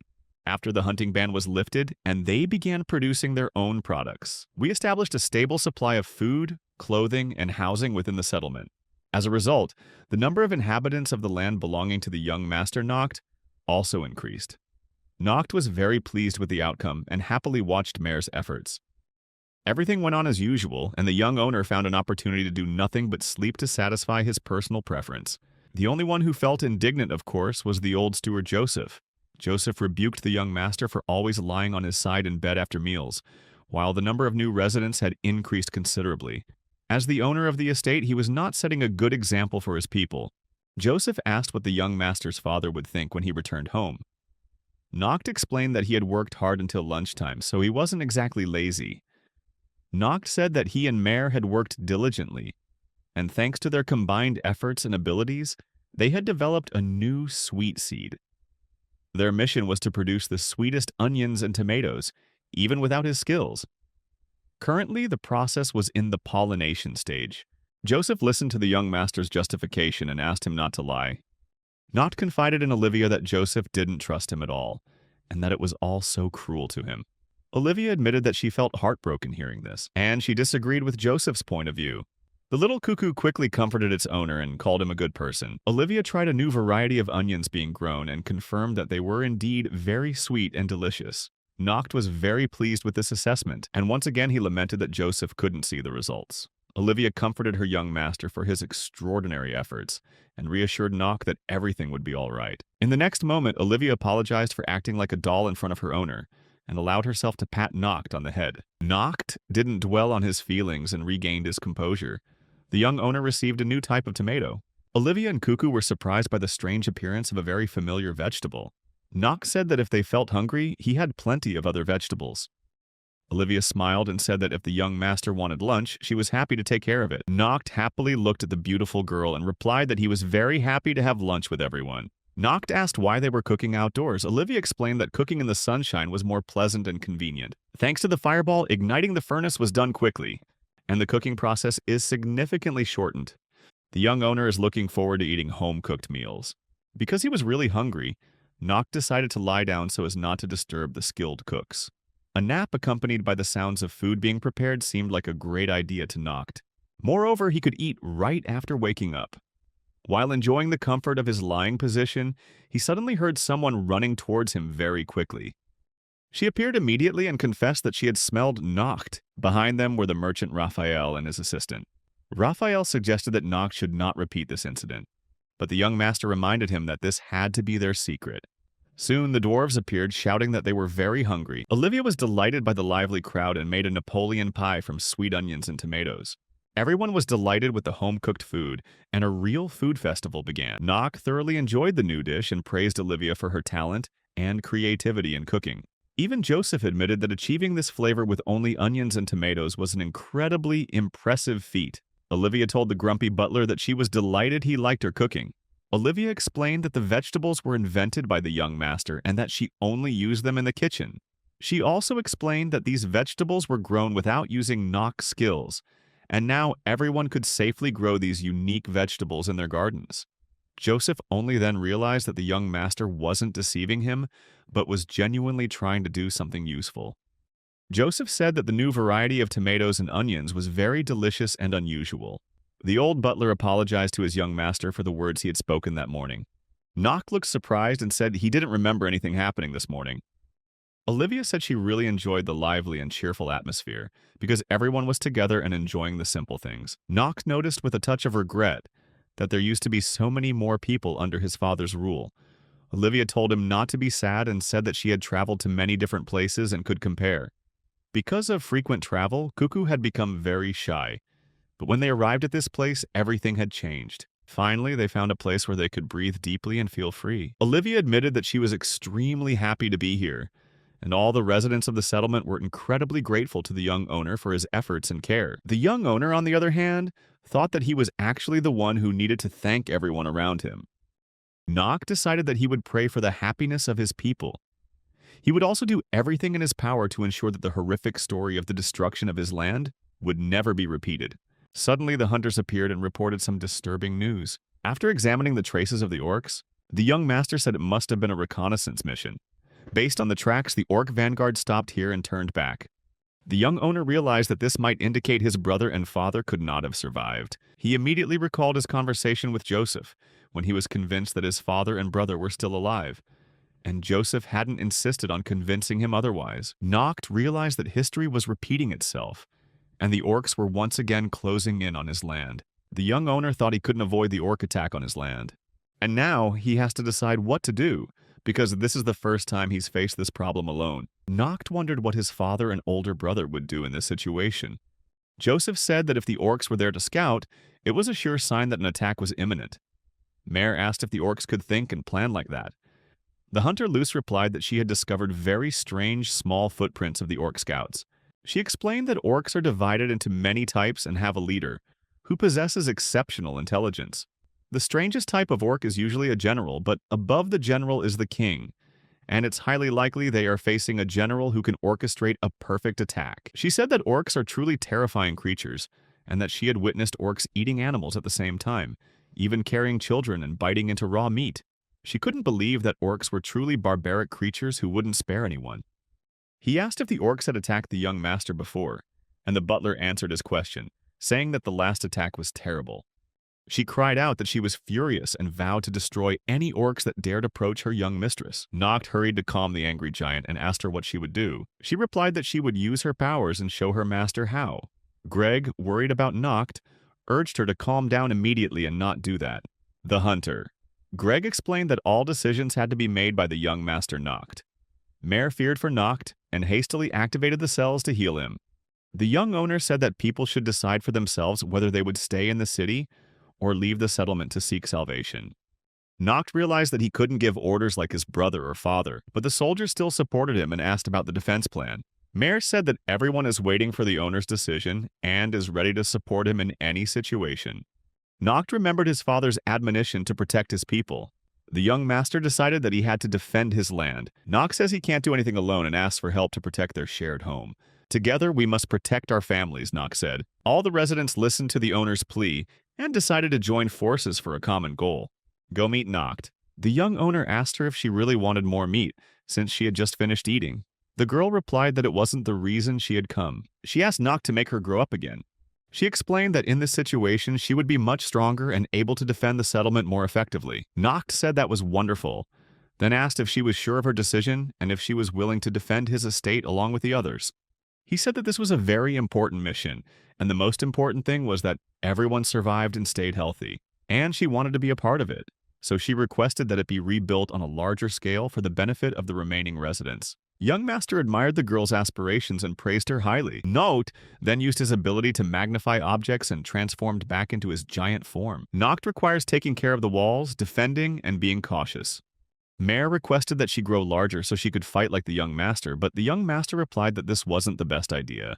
After all, Mare wouldn't be able to properly control her body once she became large, and this wasn't her natural state. Meanwhile, the giant girl had completed all her defensive preparations and wondered if she could protect young master. Soon after, a loud noise was heard nearby, and young master said that the orcs were close to arriving. Indeed, just a few minutes later, the first brutal orc armies emerged from the forest. The most worrying thing was that there was a giant monster leading the orcs. The merchant Raphael was startled and asked what it could be. The inhabitants of the settlement began to panic upon seeing the strange monster. Shouts were heard claiming that the orc general had personally led the attack. At that moment, young master remembered his father and older brother. This filled him with rage and a burning desire for revenge. Because the orc's massive body was draped with his missing brother's sword and his father's cloak, Noct realized that the Orc King himself was approaching his land. Merchant Raphael confirmed that it was indeed the Orc King, a monster and simultaneously a supreme being with divine intelligence and protection. They realized they had been wrong and underestimated the threat. No one could have imagined such a monster would appear here. Young Master Noct said that he had actually predicted this event. Now everything became clear to him. Why hadn't Noct's brother and father returned? Raphael's young assistant quickly counted the approaching orcs, and very quickly she counted over 500 enemies, while the defenders numbered only 28. Young Master Noct said that there was no need to fight all the orcs. What they needed to do was kill the Orc King. This would demoralize the remaining orcs and prevent them from attacking the city further. Noct exclaimed that this time they would surely win. And he will accomplish that without anyone having to sacrifice their life, because everyone's life is precious to him. Noct said that everything had gone smoothly so far because the Orc King had come near them on his own accord. Young Master Noct warns that things may not go as smoothly as he expects, but they must work together according to plan and delay the Orc King for a while. Next, Noct was surprised and saddened to see the Orc King destroy the defensive fortifications with a single blow. The merchant Raphael exclaimed, "The orcs are preparing to attack through a gap in the defenses." Noct shouted that he now had complete faith in Bertna. The giantess replied that she was ready to do everything in her power. Young Master Noct thought that there were indeed many orcs, and it would be very difficult to withstand such an attack. Noct then exclaimed that everything would be all right and that they had a backup plan. In defense, a sharp trap would make it easier for them to deal with the enemy. However, subsequent events left the young master very disappointed. Under the brilliant command of the Orc King, his army found an effective way to bypass the trap. Noct realized that orcs alone weren't too dangerous, but now there was someone who could effectively command them. At this point, the orcs were like real ants, acting in perfect harmony in every situation. Noct decided that even in this situation he would not leave his home. He would rather die than flee. Greg realized the complexity of the situation. Olivia shouted, asking what they had to do now. Olivia called Noct and threw him a small bag. The young master initially didn't understand Olivia's meaning, but the realization came quickly and he decided to do everything he could. Noct placed the miniature models that Olivia had created outside and prepared to face the orcs. Joseph didn't understand what was happening and exclaimed, "Why is the young master kneeling before the orcs?" But at that moment, Noct used his item enhancement ability. In an instant, the defensive structures became a veritable barrier, halting the orcs' advance. Olivia screamed. Olivia said she could create as many dummy models as she wanted, and Noct ordered Olivia to continue. At this point, Mare called all the victims to her for assistance.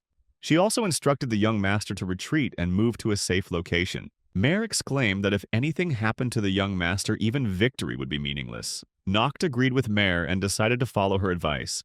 But then the young master remembered how he used to avoid difficulties and was protected by Mare. Noct realized that he couldn't do that anymore. And now it's his turn to become the protector of his people. The young master used his magic against the orcs, and he shouted that the villagers should not be considered less valuable than their master. Mare stood frozen in surprise as Noct charged toward the orcs. Noct extends his sword only during the strike, and thanks to this trick he can maintain his balance, but this also gives him an incredible boost to the power of his blow. The merchant Raphael noticed that the young master had expended a great deal of effort applying his skills to complex tasks, yet he could still wield an ordinary sword effectively with minimal effort. He achieved maximum efficiency, and it turned out that Noct had completely mastered his rare skill.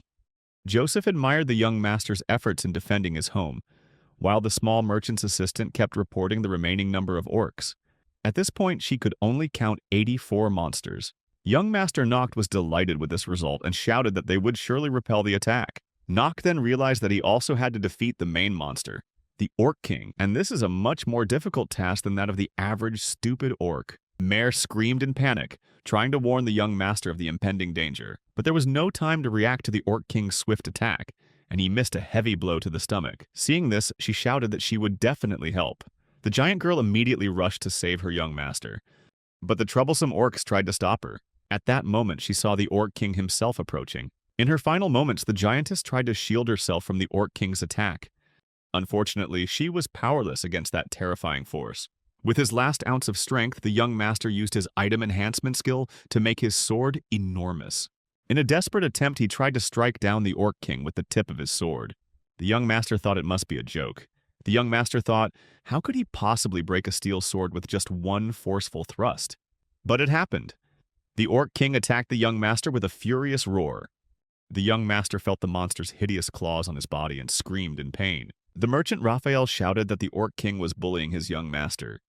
The young master felt like he was about to lose consciousness from the pain. His body was overwhelmed with unbearable fatigue. He really just wanted to sleep and not think about anything anymore. As his consciousness faded, the young master wanted to believe that he had done everything everyone expected. The only thing the young master regretted was never being able to get his father's cloak back. He recalled sitting beside his father as a child, listening to him tell a bedtime story. This story was about monsters that every man should know about. His father told him about a very rare plant called cassila, whose pollen could cause hallucinations, and that this plant actually ate all living things from humans to animals. However, if you watered the plant, it would become harmless. Then his father asked him what the greatest weakness of ORCs was. The small, obedient boy replied that orcs were extremely afraid of fire. His father praised his excellent memory and knowledge. Then his father's familiar voice rang out, saying it was time to wake up. The young master didn't understand what his father wanted, but an inexplicable force pulled him back to reality. When he opened his eyes, he found himself locked in a fierce battle with the Orc King. An excited mare shouted that she was so happy her master was still alive and trying to help him. The young master wondered what he was doing at that moment, how anyone could sleep in such a terrible place. After regaining his composure and gathering his remaining strength, the young master decided that he could only sleep when all his work was done. Immediately, he created a fireball and prepared to attack. The young master thanked his father and older brother for helping him remember something important, because now he understood who he truly was. He unleashed the fireball and simultaneously applied an item enhancement skill to it. The young master shouted that he was the pet of the fire god and a true fire mage. Everyone watching was extremely surprised. The orcs felt an intense fear before the enormous flames. Meanwhile, the inhabitants of the settlement felt hopeful. Now that they could defeat the orcs, the young master continued to increase the size of the flames. And suddenly the Orc King turned around and began to run away in panic. The merchant Raphael excitedly shouted that the Orc King was about to flee into the forest. But that wouldn't happen. The Orc King felt something sharp pierce his leg and roared in pain. Feeling satisfied with herself, she said she was only returning a favor. The Orc King decided to launch another attack to break the people's resistance. To accomplish this, he decided to gather all remaining forces and, at the same time, use the remaining orcs to defend himself. Joseph said that the Orc King was too clever for a monster. Because he had arranged such a protective shield for himself, Olivia called the monster a scoundrel. The young master continued to enlarge the fireball. The Orc King decided to mock him and began showing off his father's cloak. Noda felt a surge of rage. Nox knew for sure that his father and older brother had probably died at the hands of this giant monster. Then the Orc King decided to attack the young master and threw his brother's sword at him. Mare realized the threat Noct was facing and begged him to lower his hand immediately. But the young master decided that if he gave up now, his entire plan would be ruined. But at the last moment, Noct pulled one hand away from the sharp blade and managed to catch the fireball with his other hand. Noct realized that now was the time to act, and he threw a fireball at the orcs. In the final moments of his life, the Orc King felt the unbearable heat of the raging fire and was unable to utter a sound. The inhabitants of the settlement rejoiced at what they saw, as the Orc King was completely destroyed by the fireball, and the threat was no more. The young master felt completely exhausted and very weak. His legs had no strength left. And the last thing he saw before passing out was someone rushing towards him. As Noct gradually regained consciousness, the young master wondered what had happened and how he had fainted. Noct concentrated his thoughts and realized that the loyal mare was right beside him. The girl had tried her best, applying her cell activation skills. Mare wanted to help restore her master's strength, and had done everything she could. Finally, Mare noticed that Noct had woken up and felt relieved. The young master asked her, "How long have I been asleep?" Immediately, the butler Joseph appeared and asked what was really wrong with Noct. When the young master realized he had slept for 3 days straight, he was surprised because he hadn't noticed it at all. Noct thought he was a true genius in his dreams, having achieved such a record. Joseph explained that while Noct slept, Mare continued to use her cell repair skills. Throughout that time, the loyal maid said that their master needed his hair styled, and Noct advised the girl to rest because she had expended so much energy. But the girl said she was fine, and Noct saw the maid applying her self-healing skills. Mare exclaimed that since she was the master's maid, the job had only just begun. Noct agreed and said that if so, Mare owed him lunch for the 3 days she had missed. First, Mare needed to rest. The maid agreed to rest and said that half an hour would be enough. Noct suggested she lie on his bed to regain her strength. Mare immediately fell asleep under the covers, and the young master thanked his loyal maid for all her efforts. The butler Joseph asked Noct where he was going. The young master explained that he wanted to check on the people in the settlement.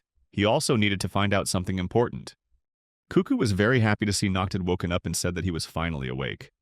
The young master replied that he was fine and had fully recovered, all thanks to Dr. Cuckoo.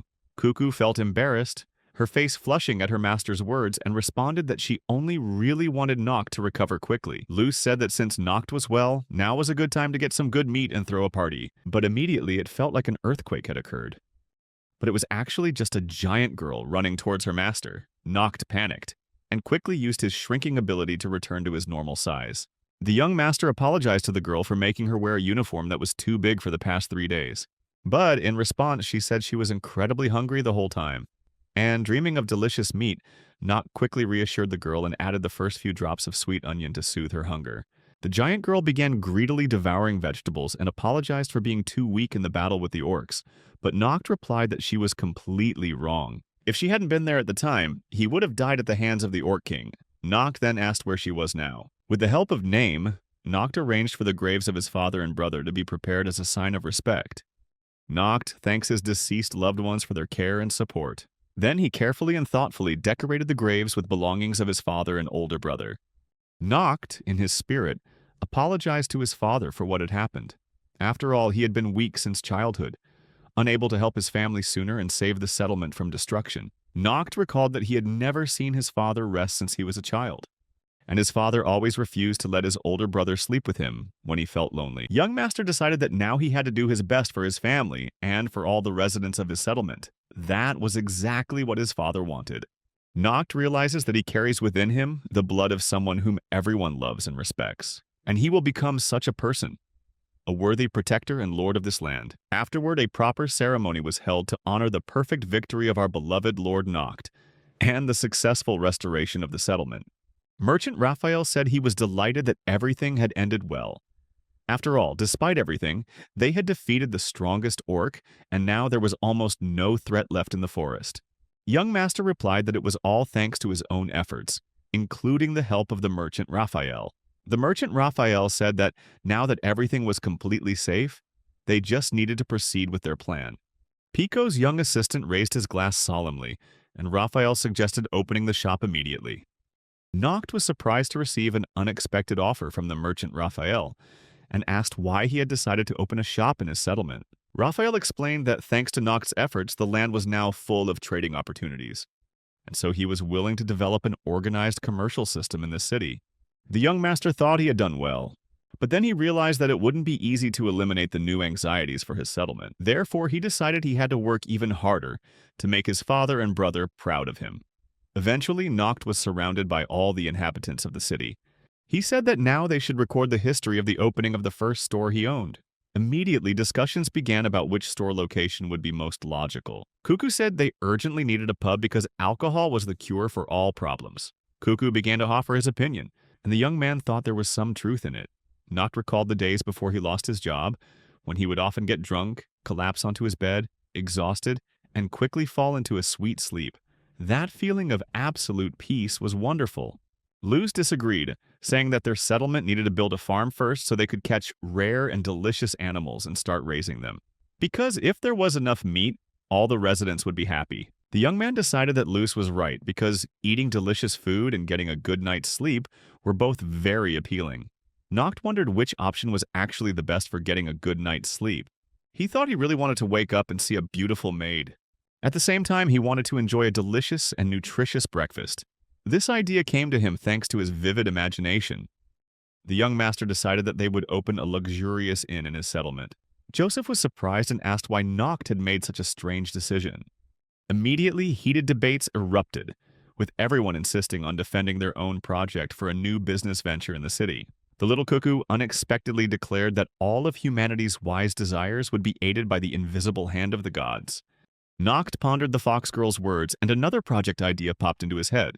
The young man thanked Cuckoo for the great suggestion. The young heir decided that his first establishment in the city would be the best retail store. A decision that surprised everyone and left them silent for a moment. Cuckoo thought the idea was too simplistic, while the hunter Luce wondered if it would actually be useful. Olivia mentioned that they could buy anything from the merchant Raphael, while the hunter Luce insisted that they had nothing to sell because they regularly shared food with each other. The young man explained that he didn't mean it that way. Instead, he wanted to start circulating gold coins in the city. He gave the example that Luce could bring the spoils to the shop to sell and make a profit, while the shop would supply meat to those in need. This would create a stable economy. In other words, these assets would return to the old financial system. The system was set up before the ORC army attacked. Joseph agreed that it would be good if the old days returned, and everything was as it used to be. Noct declared that everyone would work together to restore a free market to their city.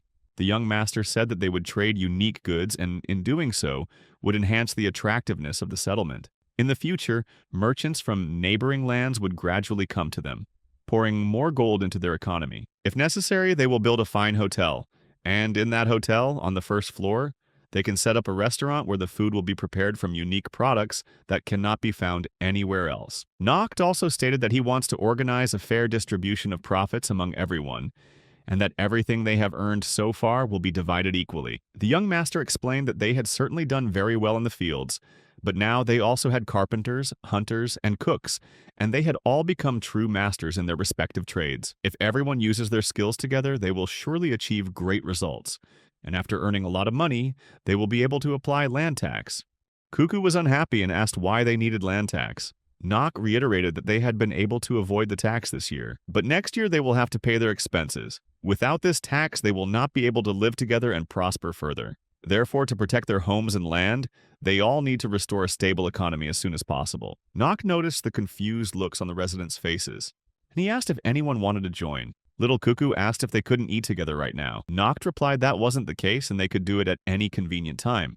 Olivia's brother asked her to build a pub, just like they had wanted, but Olivia replied that she wasn't sure she could handle it alone. Noct recalled Olivia running away from her family and being humiliated because of her desires. The hunter Luce also reminded them that they didn't have enough money to spend on unnecessary things. At this point, the young man realized that it was crucial to have some startup capital. Noct turned to the merchant Raphael and said that now was the time for their business. Raphael replied that he had waited a long time to hear this. Young Noct pulled out a jingling wad of money and explained to his astonished friends that he had received it all as a small favor from the merchant Raphael.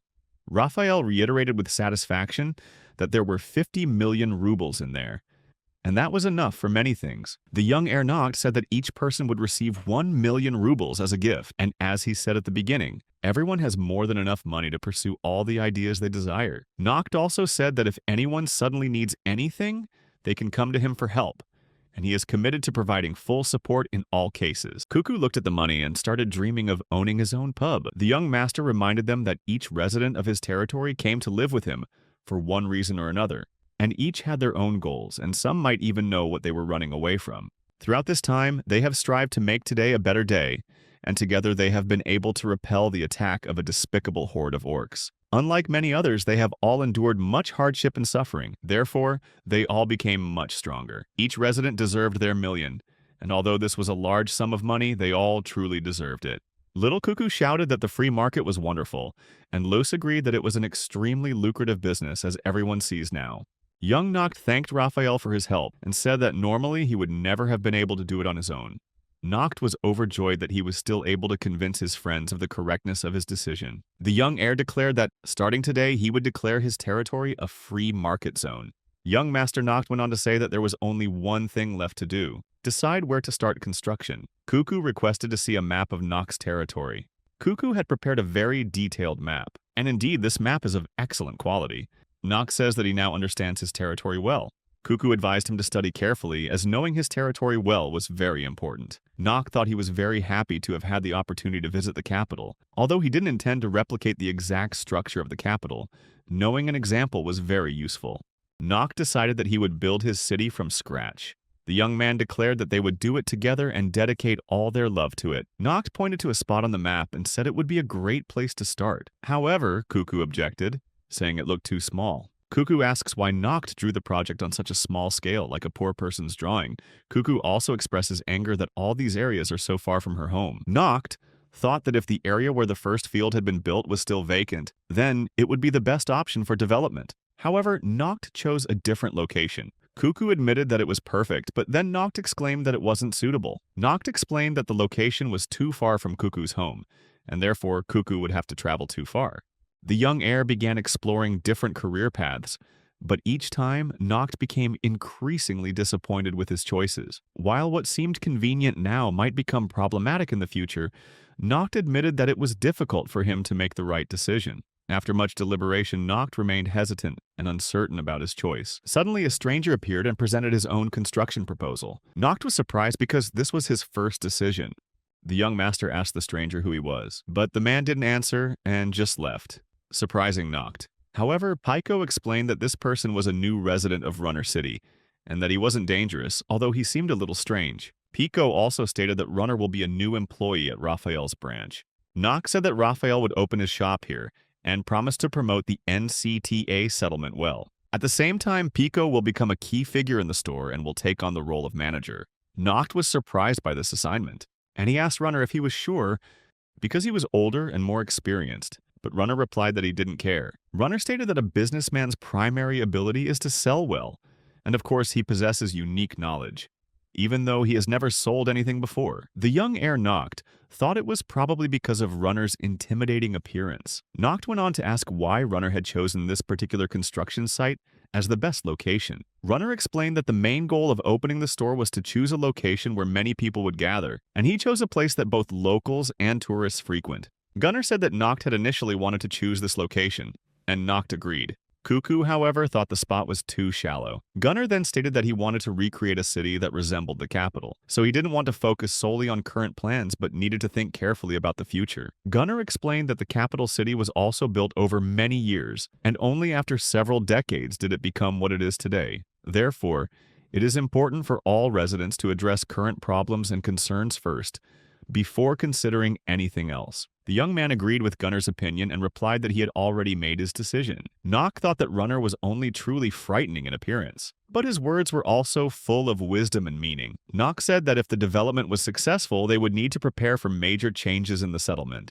Although this is not an easy task and will require a lot of effort, Runner says there's no need to overcomplicate things. Noct possesses a remarkable skill he learned from Raphael. Runner explains that if you can shrink a completed building, it will be easy to move it anywhere.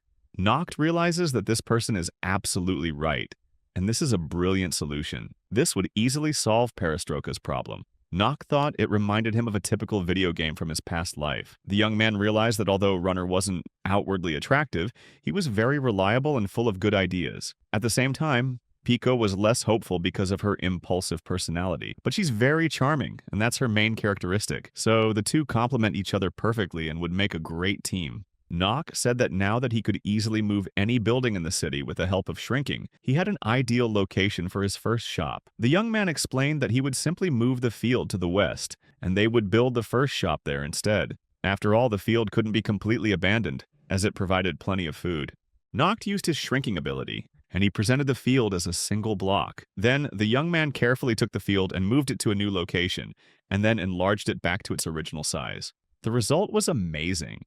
Noct realized that the object was very simple. He had used very little magical energy and could do so many times without any consequences. Before long, the store was built using arrangement and zooming skills, and Noct enjoyed looking at the results of his work. Cuckoo asks if Noct has opened his shop yet. Noct doesn't want to be the first customer. Pyko gives the young man goods for free as a sign that she is the first customer. The carrots were really delicious, and Cuckoo admitted that she had put a lot of effort into growing them. Noct realized that the business would get better. When Raphael has a need for Cuckoo's vegetables, and thanks to the established cycle of goods, her settlement will soon attract many visitors who will be willing to leave their coins in exchange for the delicious produce. The young man said that all of this is called building a good economy. Cuckoo promises to do its best to provide enough delicious vegetables for the store and everyone. Noct is pleased to announce that its first small store in the city will officially open. Although currently only local residents visit, the shop has become very popular. Under normal conditions, this breeding method would take at least 10 years, but thanks to Noct's skill and Cuckoo's abilities, they completed a journey spanning dozens of generations in just 7 days. They have succeeded in reproducing a wide range of products and establishing a robust and stable production system. Merchant Raphael shared that even in the capital, it was impossible to find vegetables with such high sugar content. He promised to sell a batch at a very good price. Noct thanked him and wished him good luck. Noct suggested that there would be a large influx of new visitors in the coming days. Along with merchants who wanted to buy their unique products, Noct decided that this was the perfect time to execute his plan, because his dream was to build a beautiful hotel. Cuckoo asks if Noct has been trying all this time just for the hotel. Noct explains that if they had built the hotel from the beginning, the butler Joseph would have been very upset and resentful, but now he can't object, and the hotel will be very useful. Noct explained that what he really meant was that it would be very difficult to make progress in the free market. Noct reminded her that he would support Cuckoo in all her endeavors. Then, Noct said he had something to tell Cuckoo. Noct explained that he wanted Cuckoo's help in building a beautiful building. Cuckoo reminded her that she was a dwarf and that dwarves usually build houses, not complex structures. However, Cuckoo says she is a special representative of her people, and that if she wanted to, she could create anything. Cuckoo is committed to making furniture as well, because she's confident she's the best in that field. Noct replied that he knew that very well. Cuckoo understood Noct's abilities and suggested that he should start an important job. The young master said that the first thing to do was decide who would be in charge of the job. Otherwise, it would be very tiring for him to do the calculations himself, as he needed plenty of time to rest and sleep. After lunch, Cuckoo agreed that Noct would be the worst choice for the role, and that Joseph or Mare would be better appointed. Noct greeted Mare and asked where Joseph was. The servant explained that Joseph was watering the fields. Noct remarked that, unfortunately, Mare lacked the training to perform complex calculations alone, so it would be best to discuss the matter with Joseph. The young master asked his servant if anyone in his area met the requirements and was currently available. Mare replied that she had just prepared such a list, detailing the suitable candidates. Noct became interested and began researching the crucial information. Soon after, Noct decided to visit Olivia, who was delighted to see him unexpectedly. Olivia confessed that she was very happy that Noct had come to her house and asked him to wait a little while she prepared the food.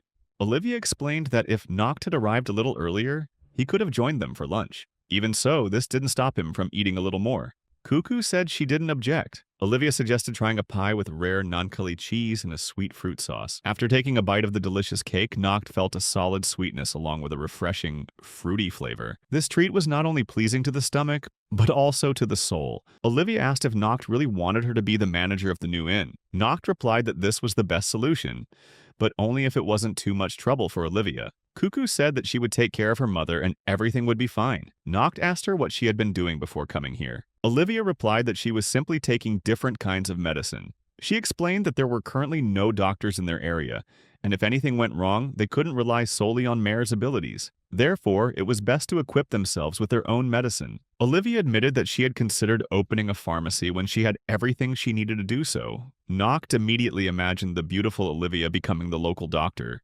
Noct's blood pressure rose due to his chaotic fantasies, and he felt everyone noticed. Olivia suggested that if Noct needed someone suitable to manage the inn, she could find a suitable candidate and introduce them to Noct. Not long after Noct met the girls, Fellas, and Hannah. Along with their father, the man from the Levy family looked very experienced. Olivia explained that the Levy family had run successful hotels and were the most knowledgeable people in the industry. Levy acknowledged that it had actually been quite a while even before Hannah was born. Noct said they were excellent candidates and very well suited to take over the first inn on his land. Cuckoo advises against overreacting to the issue of snacks, as the reality is that the only job all hotel staff will be doing is welcoming guests and cleaning rooms. Levy and Noct disagree with Cuckoo's opinion and try to explain that a good hotel is the face of any self-respecting city. Cuckoo decided not to give up and asked who would decide that a particular hotel would become the face of someone's land. Noct explained that everything would be fine. Everything would end well because working, drinking, and traveling during all those events would leave a lasting impression. The last thing they do is stay at the hotel, and it is the hotel that marks the end of a long day for each traveler. Therefore, the quality of a hotel is a reflection of the city in which it is located. Noct realized that Levi was the perfect person to manage the hotel. Mr. Levi has extensive experience and clearly understands how to take over and organize hotel operations immediately. He says that to understand a truly good hotel, the most important thing is service from the heart. Therefore, every guest will surely return to that hotel again. And the most important rooms in the hotel are the bedrooms and the dining area. This is exactly what the owner and Mr. Levy agreed on. Both Levy and Noct were surprised, because their thoughts and desires are exactly the same. However, Noct insisted on prioritizing comfortable bedrooms first, while Levy argued that the most important thing was a fantastic dining room, and that should be the hotel's priority. A heated argument ensued where neither side was willing to compromise or accept the other's point of view. Ultimately, the young mistress decided that Mr. Levy seemed a little eccentric, but he had been introduced by Olivia, and in this case, she couldn't afford to displease him. Although he couldn't let things remain as they were, and needed to prove himself completely right, the young owner was determined to show Levy who was truly in the right when it came to improving the hotel. Noct and Levy decide to hold a contest to find out which of them is right. Joseph said they were doing something very strange again.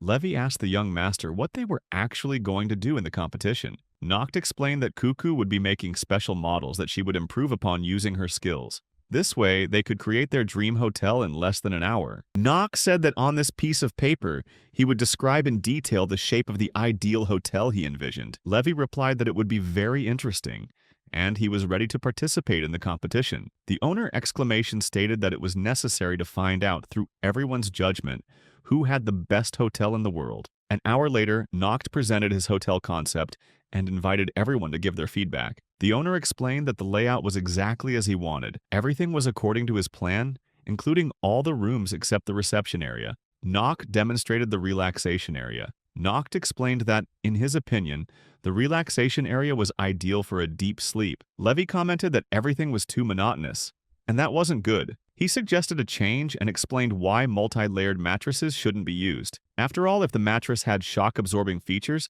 sleeping on it would be much more comfortable. Noct replied that in fact, people often think that the most important thing in a bed is the mattress, but that's actually a mistake. Mattresses are very fragile and lose their original properties easily. Therefore, the springs that evenly distribute weight are what's important for a good night's sleep.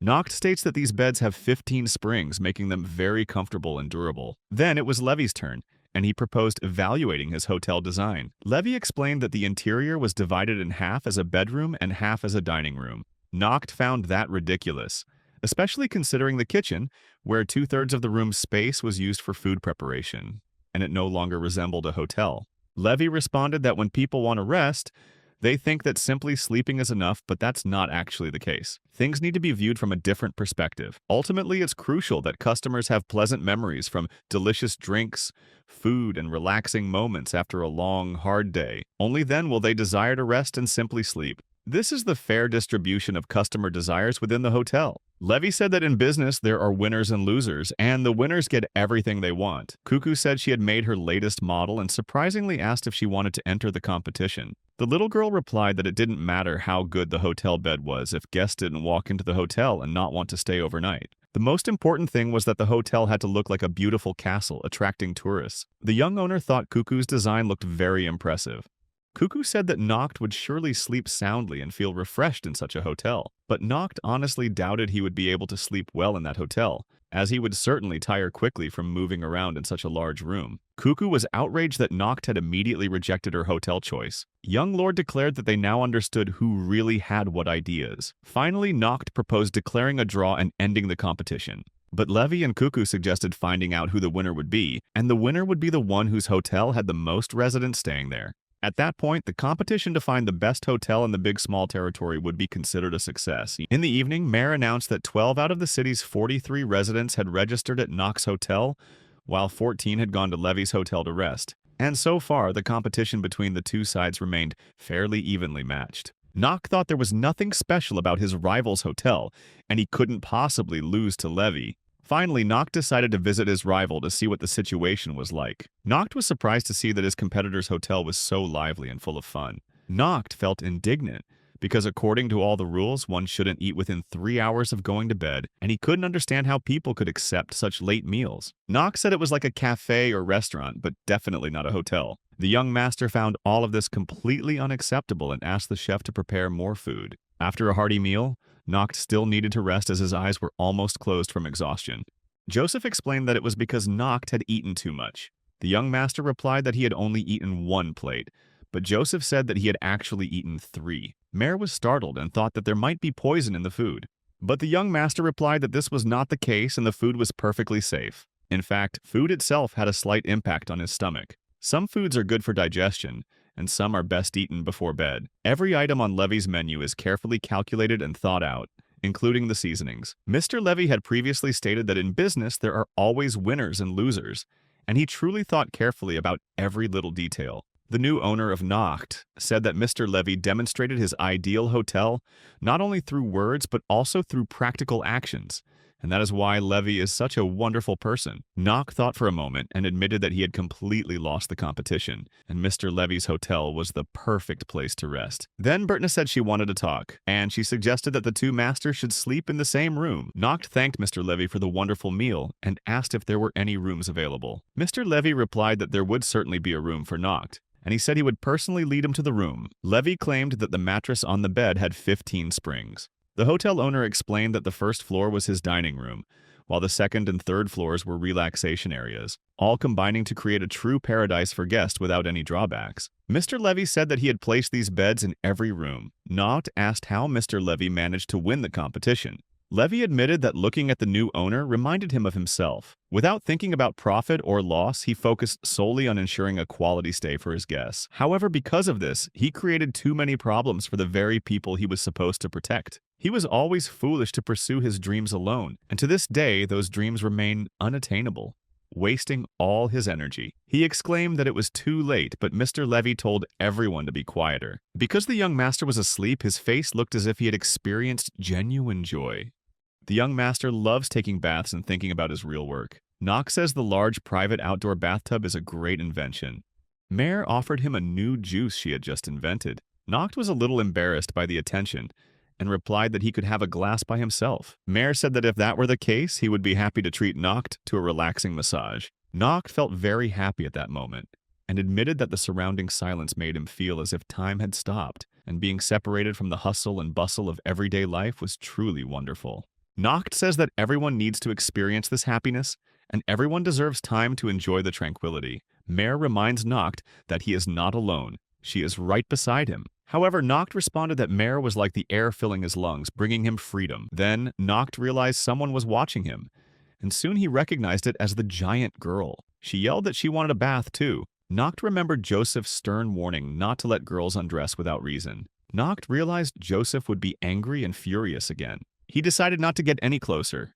Nock asked her what she was doing there, if she was hungry again. But she was already standing next to him, and Nock realized he was wrong again. Then Nock decided to play with the giant girl and threw her a piece of cloth to catch. She tried her best, and Nock praised her for her flexibility. Nock asked why he was sad and didn't want to play. She acted very strangely. She felt a little embarrassed when Mare was standing nearby, but then she explained that she actually wanted to work because she felt very bored. Nock thought this was ridiculous. Then he reminded her that she was already a hunter, as she loved meat and was very good at hunting. The giantess replied that that wasn't enough for her and she wanted to do something else. Nock said she was a very strange girl if she really wanted to work harder. She explained that she only wanted to be truly useful to her employer and the community. She asked Nock if he had any suitable jobs for her. Mare, with her quick thinking, promptly came to the aid, and she suggested trying on a maid outfit. Mare admitted that she found it very difficult to move in the outfit, but explained that fashion and work couldn't be combined, and she needed to be more patient with the inconvenience. Nock wondered if there were any costumes for giants, and Mare told her master that one maid would suffice. Nock explained that children often imitate everything they see, so Mare should try doing the job. The giant girl got angry and said she wasn't a child. Nock replied that he understood and there was no need to overreact. She said she would make sure to give Nock a massage like Mare had given him, but Mare got angry and retorted that she wouldn't allow it because only she was the real maid. Then, Mare began teaching Nock the skills of a housekeeper. She explained that first, one needed to master the basic skills of the profession, and that often, to ensure Nock slept peacefully, there needed to be soothing background music. Mare said that Nock should feel like he was sleeping in a forest with fresh air.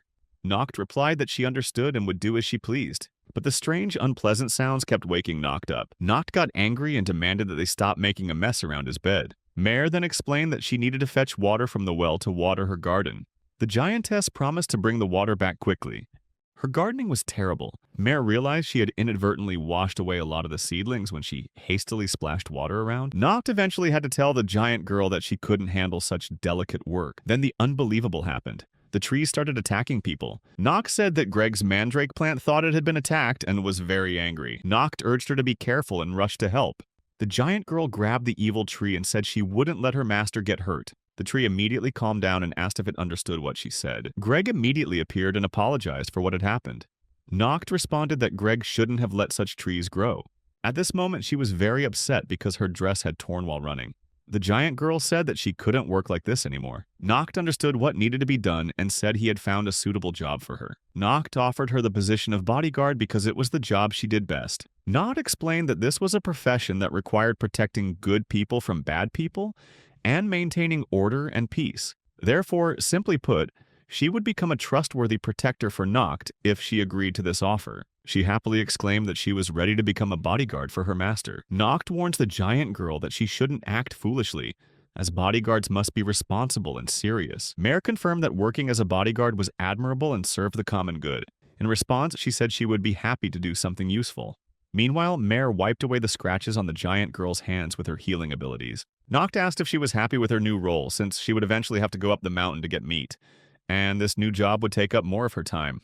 She replied that she needed a job where she could spend more time with her employer. Noct felt embarrassed by the giant girl's confession and asked Mare to take care of the rest. Noct once again felt certain that he was behaving like an innocent child. Mare asked where his master was going, and Noct explained that he was just returning to his bed for a good night's sleep. Young Lord Noct thought that perhaps she should learn a little common sense instead of just doing her job. After all, she was still a real child at heart, although he couldn't be sure whether she was a child or not, since she was a giant and her behavior was unpredictable. Suddenly, Cuckoo appeared feeling both excited and confused, and she hugged Noct tightly. Noct asked her what was wrong and why she was acting so strangely. The little girl said that she had met a suspicious man. Noct was horrified by this news and wanted to investigate immediately. The master immediately recalled the strange behavior of his butler Joseph, who had once suggested he use skin cream. The thought sent a shiver down Noct's spine, but he couldn't think of anyone else at the moment. And if it was true, then the act was unforgivable. Cuckoo explained that someone was watching her, and that it was definitely a bad guy. Noct yelled that Joseph had gone too far in his manners. However, surprisingly, the person hiding in the bushes wasn't Joseph, but the innkeeper Levy's young daughter, Hannah. Noct asked the girl what she was doing there and why she was hiding from everyone. Hannah confessed that she only wanted to befriend Cuckoo, and that's why she went looking for her. The young master was relieved that this had nothing to do with Joseph. Noct said it was good that Hannah wanted to be friends. Hannah said she didn't have time to talk to Cuckoo because she ran off too fast. Noct explained that there was nothing wrong. Cuckoo was just a little scared. The young master called Cuckoo over and was surprised by the speed she could move. Noct thought that Cuckoo was actually a very shy child, and that it was time for her to get to know other people as more people were appearing every day. Noct explained that Hannah really wanted to play with them, so she had tried to talk to Cuckoo. Cuckoo replied that she would try to communicate. Noct suggested that the three of them should play something special together. Cuckoo excitedly declared that she was ready to play some fun games. The young master decided it was time to try something new. Noct instructed the girls to stand still and relax. Noct tried applying the shrinking spell to the girls, and was surprised by the results when he tried it on Cuckoo. Noct's ability worked well. However, there was some resistance from Hannah. Noct tells Hannah not to worry and not to resist his power. The next attempt was successful, and both girls became much smaller. Cuckoo felt sad about being so small, and Noct promised to make her bigger again, but only later. Noct apologized for scaring the two girls a little and showed them the plum tree. Hannah told her new friend that the plums were very sweet and delicious, and then suggested that Cuckoo try some. Cuckoo replied that his owner's skills were amazing, and Cuckoo explained to Hannah that Noct was a wonderful person. Hannah agreed. Noct suggested starting the game, explaining that there were many interesting things to discover if you looked at the world from a different perspective. Noct realized that the two girls had one thing in common. They were both children. Although their abilities differ, none of that matters. What's important is that they have fun together. After playing with the children, Noct went home to sleep. But when Noct saw himself sleeping in bed, he thought it was a different child. The following morning, the merchant Raphael visited Noct. Joseph said that the young master had worked hard yesterday and felt tired, but he felt Noct looked older than himself. Noct apologized for his appearance and asked why Raphael had arrived so early. The merchant explained that he had found a helpful person who could use magic. Noct was delighted to hear the news, remembering that even in this world, mages were highly respected. They were admired for their extraordinary abilities. Wizards receive blessings from their bloodline or acquire the wisdom to control magic. They absorb knowledge from witchcraft books and are trained at the Academy of Magic to gain the trust of their teachers. Noct knew that he was a descendant of a noble family and that a mage would be very useful to him. Noct decided to welcome the newcomer immediately and quickly changed his clothes. However, he met three new people at the same time: Sado, Juno, and Lion. They explained that they were formerly part of the Royal Magic Army. Nock realized that these people must be very experienced and skilled mages to hold such high positions. Sato said that many things have changed in their lives now, so they are looking for a new job. Nock replied that he would be happy to hire new people. Lion reiterated that they were an elite unit, but were still willing to work in the settlement for some time. Nock noticed that Lion was very confused and trembling, so he needed to calm her down. Nock asked what kind of magic they had used in their work. Lion began to explain that they would be going on an expedition to establish an operational base in a certain city. Sato asked her to stop and refrain from saying unnecessary things. Lion and the other witches began to argue, and they condemned the name of their group. But then Lion saw Joseph and felt very confused. Young Lord Noct was delighted to have representatives of the Old Kingdom's magical army on his territory, as their abilities could assist him in his work. The only thing that worried him was Lion's strange reaction to Joseph's butler. The young master asked the group what their specialization was in the magic army when they served. Lion still thought that the person standing in front of her was truly a pervert. Standing right in front of her, she still insisted that they were a group of sorcerers practicing magic. Juno said it wasn't anything to be proud of.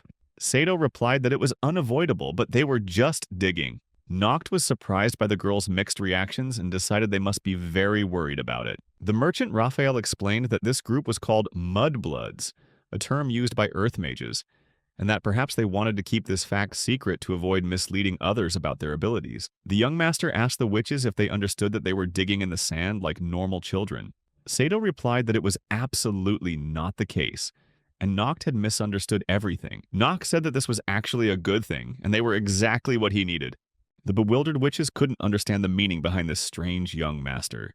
Noct noticed their confusion and explained that the motto of his land was live with what you love and do what you enjoy. The young master said that with their skills and experience, they would be able to do many things that would be helpful to the people in the city. Noct asked if their team could help build and maintain the roads in his territory. Juno thought for a moment and asked if they shouldn't start building the wall first. Noct wondered why they were so interested in the city wall right away. Lion explained that she had inspected all the city walls before entering, and in her opinion, the walls were in extremely poor condition. Sato confirmed that the city's defenses were very weak, and if an attack were to occur, resistance would be difficult, as the walls could collapse at any moment. Juno also said that the walls were like a sheet of paper, useless in the event of a devastating war. Lion said she didn't care who had built the walls, but it was a complete failure. Noct didn't hide it and replied that he was the one who had built them. Surprisingly, the group of witches immediately changed their minds, saying it was just a joke and the walls were actually quite normal. Young Lord Noct thanked the witches for their honest assessment and professional advice, and said he would be delighted if they worked for the benefit of his settlement, as their experience was invaluable. Sato burst into tears of happiness and admitted that she had never heard such praise for her work before. Juno ordered her friend to stop crying immediately because she shouldn't show her tears in public. Sato was afraid her friend would be angry and explained that she was only crying because of the pollen in the air. This made Noct realize that these girls must have suffered a lot in the past. Young Master Noct said that if that were the case, he would like to ask their group to build a new city wall. Lion explained that this was a very large undertaking involving territorial defense, and she wasn't really ready to entrust such an important task to people she had just met. The young master replied that he was very good at observing and understanding people, even those he had only known for a short time. Lion was surprised to hear such words and couldn't control his emotions. Noct noticed that the girl took his words very seriously, as evidenced by her genuine tears. Perhaps leaving their previous organization and coming to this border region wasn't easy for them. Noct recalled a similar experience in her previous life, and therefore the outcome was more important than any effort. Those who delve into the essence of the problem are always valued more highly than the result. Lion promised that her team would perform the task to the best of their ability. After all, the former members of the elite Royal Magic Army would surely build a perfect wall that no one could overcome. Noct thought about creating a new wall and decided that he could also do something useful. The young master informed Greg about the upcoming construction plans. Greg was very happy that they would finally have guard walls. Greg recalled the last ORC attack, how he had allowed himself to fight them all the time and missed his chance to participate in the battle. Greg felt guilty for always relying on the girls. Noct told Greg to calm down and that he shouldn't worry so much. Greg said that she doesn't fully understand the value of things and that she can destroy any enemy. Given her extreme ruthlessness, that's normal for her, so Greg is worried about her. Noct said he would borrow the wisdom of an elite group of mages and use them to build a wall around his land. Lion replied that they would do whatever the master of the land told them to. Juno reminded Lion that too few of them could do these difficult tasks efficiently. Juno suggested dividing the work into 6-hour shifts. Greg said there was no need to worry about that and they could work freely. Greg showed off the living plants he had grown and explained that they could be very helpful. Young Master Noct was surprised to see a clump of mandrake plants, and if I were here right now, she will definitely fight them. Lion poked one of the plants with her stick and Greg yelled at her, asking why she did it since he had planted them specifically. The girl replied that the plants looked horrible and she was sorry, but they were disgusting. Greg asked that his trees not be disrespected as he considered them his friends. Greg was upset and began burying the dead plant, while the witches were surprised by his reaction, as they had never seen anything like it anywhere before. Noct was also surprised as he couldn't have imagined it. Noct thought Greg would become a true tamer of plant monsters. The young master asked everyone to forget about it and be friends. Then, as a sign of reconciliation, everyone started drinking tea. Noct asked Joseph if he's really served in the army before. Joseph replies that he has, and he remembers fighting alongside his older brother when young Noct was a child. Finally, Lion and Greg are able to draw up a plan for the defensive structures, and the girls say they now have an idea of how to do things in the best way. Lion explained that the first thing to do was build a double gate, where they could set traps for the enemy. Juno suggested placing sharp spikes on the walls and digging trenches, so they could attack captured enemies unilaterally. Sato proposed building a suspension bridge with water underneath, so that if anything happened, they could throw the enemy down. Noct was surprised by their plans and wondered if they had really served in the military. Greg said they didn't understand anything, and their suggestions weren't really good. Greg explained that mandrakes sink quickly, so it would be difficult to use them when digging a ditch filled with water.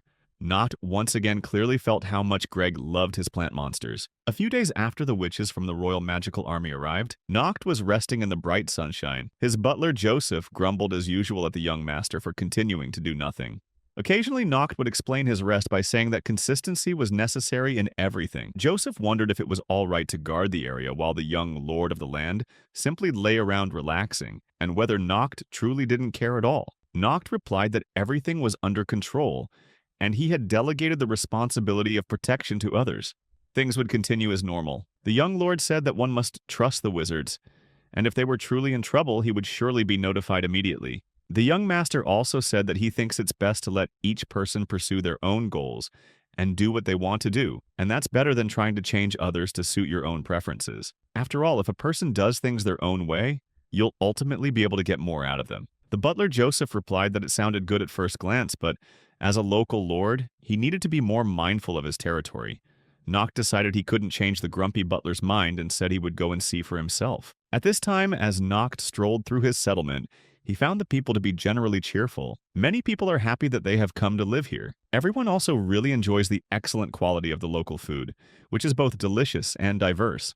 Butler Joseph says that from the outside everything is going well, and he is personally very pleased. Young Noct recalled that he possessed many rare and interesting items that the merchant Raphael had brought back from various places. Noct thought it would be interesting for the residents to see all these things. Indeed, there were many people shopping in the market. Mare, the maid, was delighted to see so many unfamiliar faces and new merchants from other cities. Noct said that their economy was improving because more and more people were coming from other lands. And that's a good sign. And in his opinion, this isn't just because of the rare items Raphael was able to bring. The young master explained that there were many different items to buy in their city that couldn't be found elsewhere. Anyway, even those exotic strawberries are a specialty of this land. And thanks to his enhanced skills and Mare's gardening abilities, they'll be able to sell all kinds of off-season vegetables at this market, regardless of the time of year. Noct said they had a great selection for every client, and that businessman, Raphael, was able to provide good advertising that yielded results. Noct confessed that he had another plan in the works. Noct explained that with his magnification skills, he was able to enlarge the glass and build a large greenhouse. Even here, Butler Joseph still found reasons not to be too angry. He complained that using such precious glass was wasteful. Mare said that it all looked beautiful and exotic. The young master explained that glass transmits sunlight very well and maintains a high temperature inside the room, and it would be great if more greenhouses like this could be built. Anyway, thanks to the greenhouse, even without any skills, anyone can easily grow any kind of vegetable regardless of the season. Butler Joseph admitted that he hadn't expected Noct to have such brilliant inventions. The young master replied that they all needed to restore the land to its former glory, and the seeds they had planted at the beginning of their journey had already begun to sprout and bear fruit. Not long after, the witches busy reinforcing the defenses reported that the final section of the wall was finished. Noct thanked the girls for their work and thought they were truly talented. The witches presented the design they had created, and Noct was surprised by how heavy it was despite its small size. The girls explained that the three of them had undertaken this project using materials imbued with deadly magic, and that they couldn't make the blueprint a little larger, but they were still confident that it would be sufficient to bolster their defenses. Noct wondered if this wall was really a good choice, but Lion insisted they had developed different methods to defeat enemies and just needed a little more information about potential adversaries. Noct said the matter wasn't up for discussion right now, when the time came, but for now, Noct needed to look at what they had already done. Noct uses the item magnification skill, and the wall instantly became enormous. The young man gazed at the result and decided that his city now looked like, and was protected like a royal palace. Noct proudly declared that there was now no formidable threat to the territory, for with such walls the city had become an impregnable fortress. Noct was delighted with the result and knew that the city no longer feared any attack. Even monsters couldn't get past such walls with protective equipment. However, everyone's joy was interrupted by a loud roar coming from the direction of the forest. Something enormous was rapidly approaching the city, and a real panic began. Everyone realized that against this aerial threat, even the most formidable defensive walls were no match. The giant dragon began circling the city, searching for a suitable target. The young Noct was stunned by what he saw, thinking that this was too much for his land. Once the defensive walls surrounding the city were completed, territories of all sizes became impenetrable. At least that's what the people who live there think. But then a giant dragon appeared, shattering the belief in total defense. The young Noct was utterly bewildered by this situation, and the very next day they decided to look for a solution. Noct delved deep into books, hoping to find the answer to the question of how to defeat the flying monster. Butler Joseph was more surprised than ever by Noct's actions, and asked if the young man had worked all night to find a way to fight the dragon. Noct replied that he was searching for the necessary solution, and as soon as he found the answer, he would go straight to bed to sleep, so Joseph didn't need to worry. Mare also began to worry about Lord Noct, and tried to persuade him to rest, but the young man said, how could he sleep peacefully when all the inhabitants of the city were terrified and sleepless? Noct explained that he wanted to deal with the cursed dragon as soon as possible, because if they didn't deal with it immediately, the situation could get much worse, and they couldn't afford to make a mistake in this situation. The young man explained that in Master Rosenford's library he couldn't find any weaknesses of dragons, and it turned out that these monsters were so legendary that there was almost no information about them, let alone descriptions of their weaknesses. Suddenly, Cuckoo burst into the room, excitedly shouting that they had no other choice. This time, Cuckoo exclaimed that all they needed to do now was build a big pub. Cuckoo says that with a good glass of wine, young Lord Noct will be able to forget all his problems. Noct reminds her that he's heard Cuckoo say this more than once, and it's time she got a little more creative.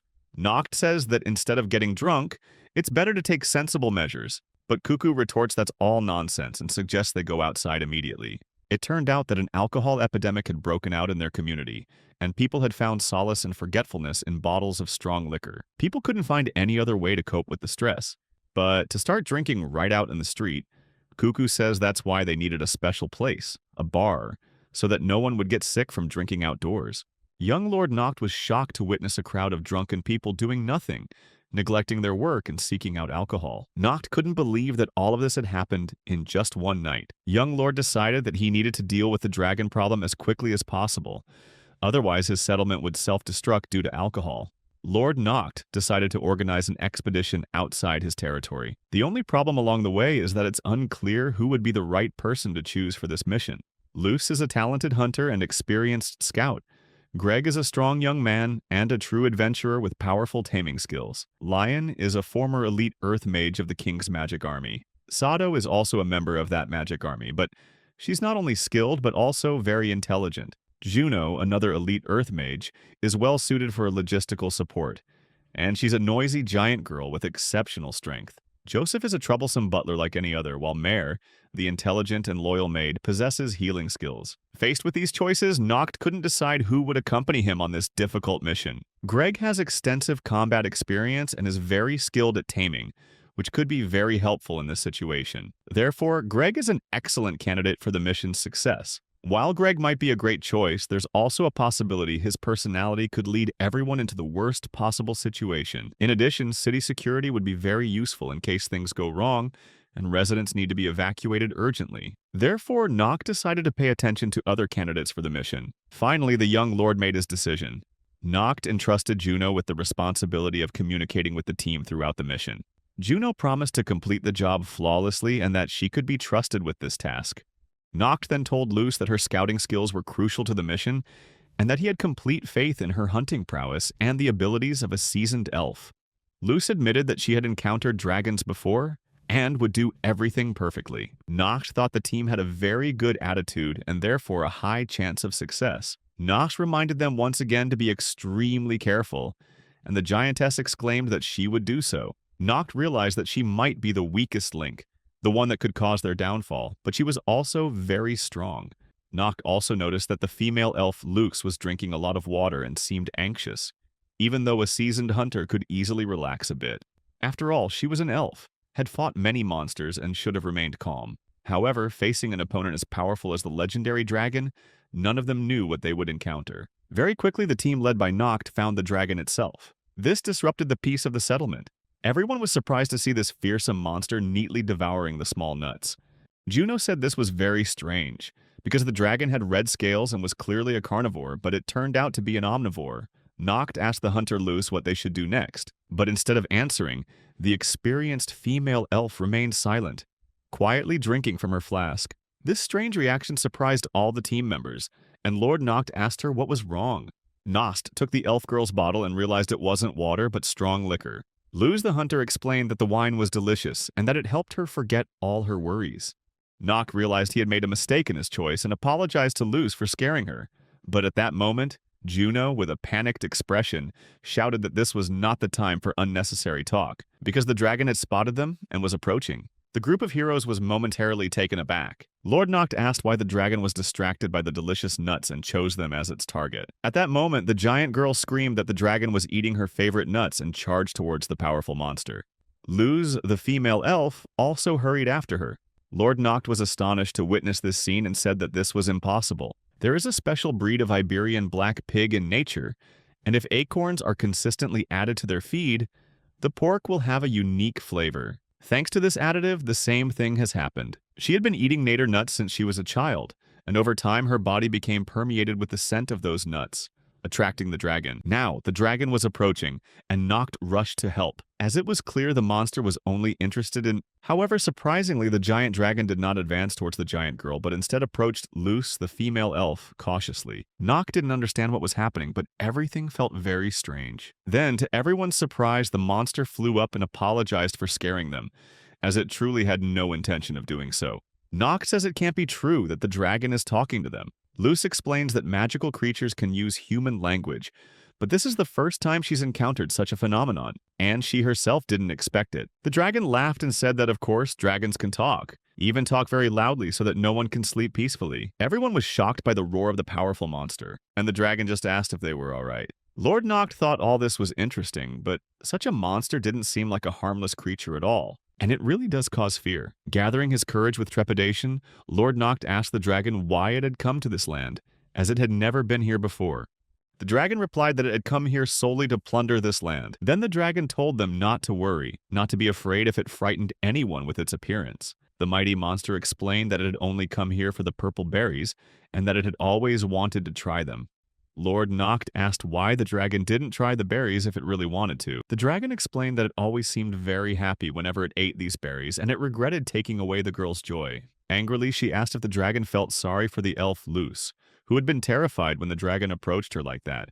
The dragon apologized and admitted that it had been attracted by the smell of strong alcohol and had tried to restrain its desires. Lord Noct pondered this, as he hadn't expected dragons to be interested in wine. The dragon said it had a small request for humans. The magical monster requested permission to drink at least one sip of fragrant wine. Lord Noct quickly poured a full dish of wine and asked the dragon to wait a moment. Noct uses the magnification spell, enlarging the plate many times over to provide enough wine for the dragon. The giant beast was delighted to see the item, and Noct invited the dragon to enjoy it.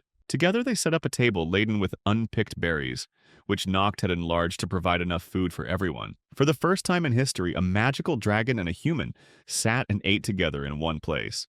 The dragon admitted that it was very happy to be in such a place and that everything was delicious. The dragon then said that, as far as it understood, the young master possessed two skills. One was the skill it had just seen when Noct magnified everything on the table, and apparently there was an opposing skill that could shrink everything. Noct was surprised by the flying monster's knowledge and asked how it knew that. The dragon explained that she was a giant girl who always ate fruit in the forest, and now that she was back to normal size, it meant someone had been able to shrink her. The dragon admitted that it had waited a long time to meet Noct, and thanks to his shrinking ability, they could become good friends. She exclaimed that the dragon might be her friend. Because she was Lord Noct's personal bodyguard, the dragon chuckled at the giant girl's words and asked why Noct would hide her if she was just a bodyguard. Suddenly, the dragon's enormous tail lashed out and everyone was terrified. But the dragon just wanted to pat Noct on the head and tell him that he was a very good person. At this moment, the young master felt very strange and even recalled the image of his father patting him on the head long ago when he was a child. Then everyone continued chatting, and she said tiredly that she had eaten enough. The dragon asked the giant girl if she really liked these purple berries that much. Little Noct asked if the dragon was going anywhere. After eating all the berries and being asked about its plans, the dragon replied that it had initially wanted to leave, but now, after meeting everyone, it had changed its mind and did not want to leave this land. Suddenly, a magical aura surrounded the powerful monster, and in an instant, the dragon transformed into an almost normal-looking man. Lord Noct was astonished by the dragon's sudden transformation into a muscular man. The dragon explained that it was one of its abilities, and that it could transform into a human at any time if it wished. Noct thought that if the dragon said so, then surely it possessed other special abilities as well. And it turned out that those abilities didn't necessarily involve magical powers. The dragon then asked if it could live peacefully in Lord Noct's territory. Juno was surprised by the sight of the naked man and asked if the legendary dragon had decided to join the human community. Poe the dragon knew that living alone was boring, and he didn't want to anymore. So if they could get it in, that would be great. The dragon also lamented that it had been a long time since it had drunk such delicious sake and that it always missed human-cooked food. The dragon then revealed that it was also very interested in Lord Noct's abilities, and it wanted to understand him better. Lord Noct was clearly taken aback by this attention from the dragon and paused for a moment in surprise. The dragon explained that people with rare abilities like Noct usually lead very interesting lives, and so the dragon wanted to know what abilities Lord Noct possessed. The young man hesitated, replying that he didn't know how to answer because it was so complicated. But the dragon said that things were much simpler than they seemed.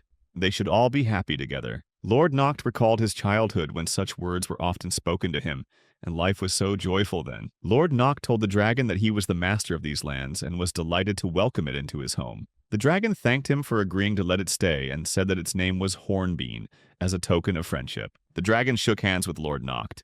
This made him cry out, "Hornbean?" The dragon apologized for not having assessed its strength, as it hadn't yet adjusted to a human body. From that moment on, the land, large and small, had a powerful new friend, the dragon Hornbean.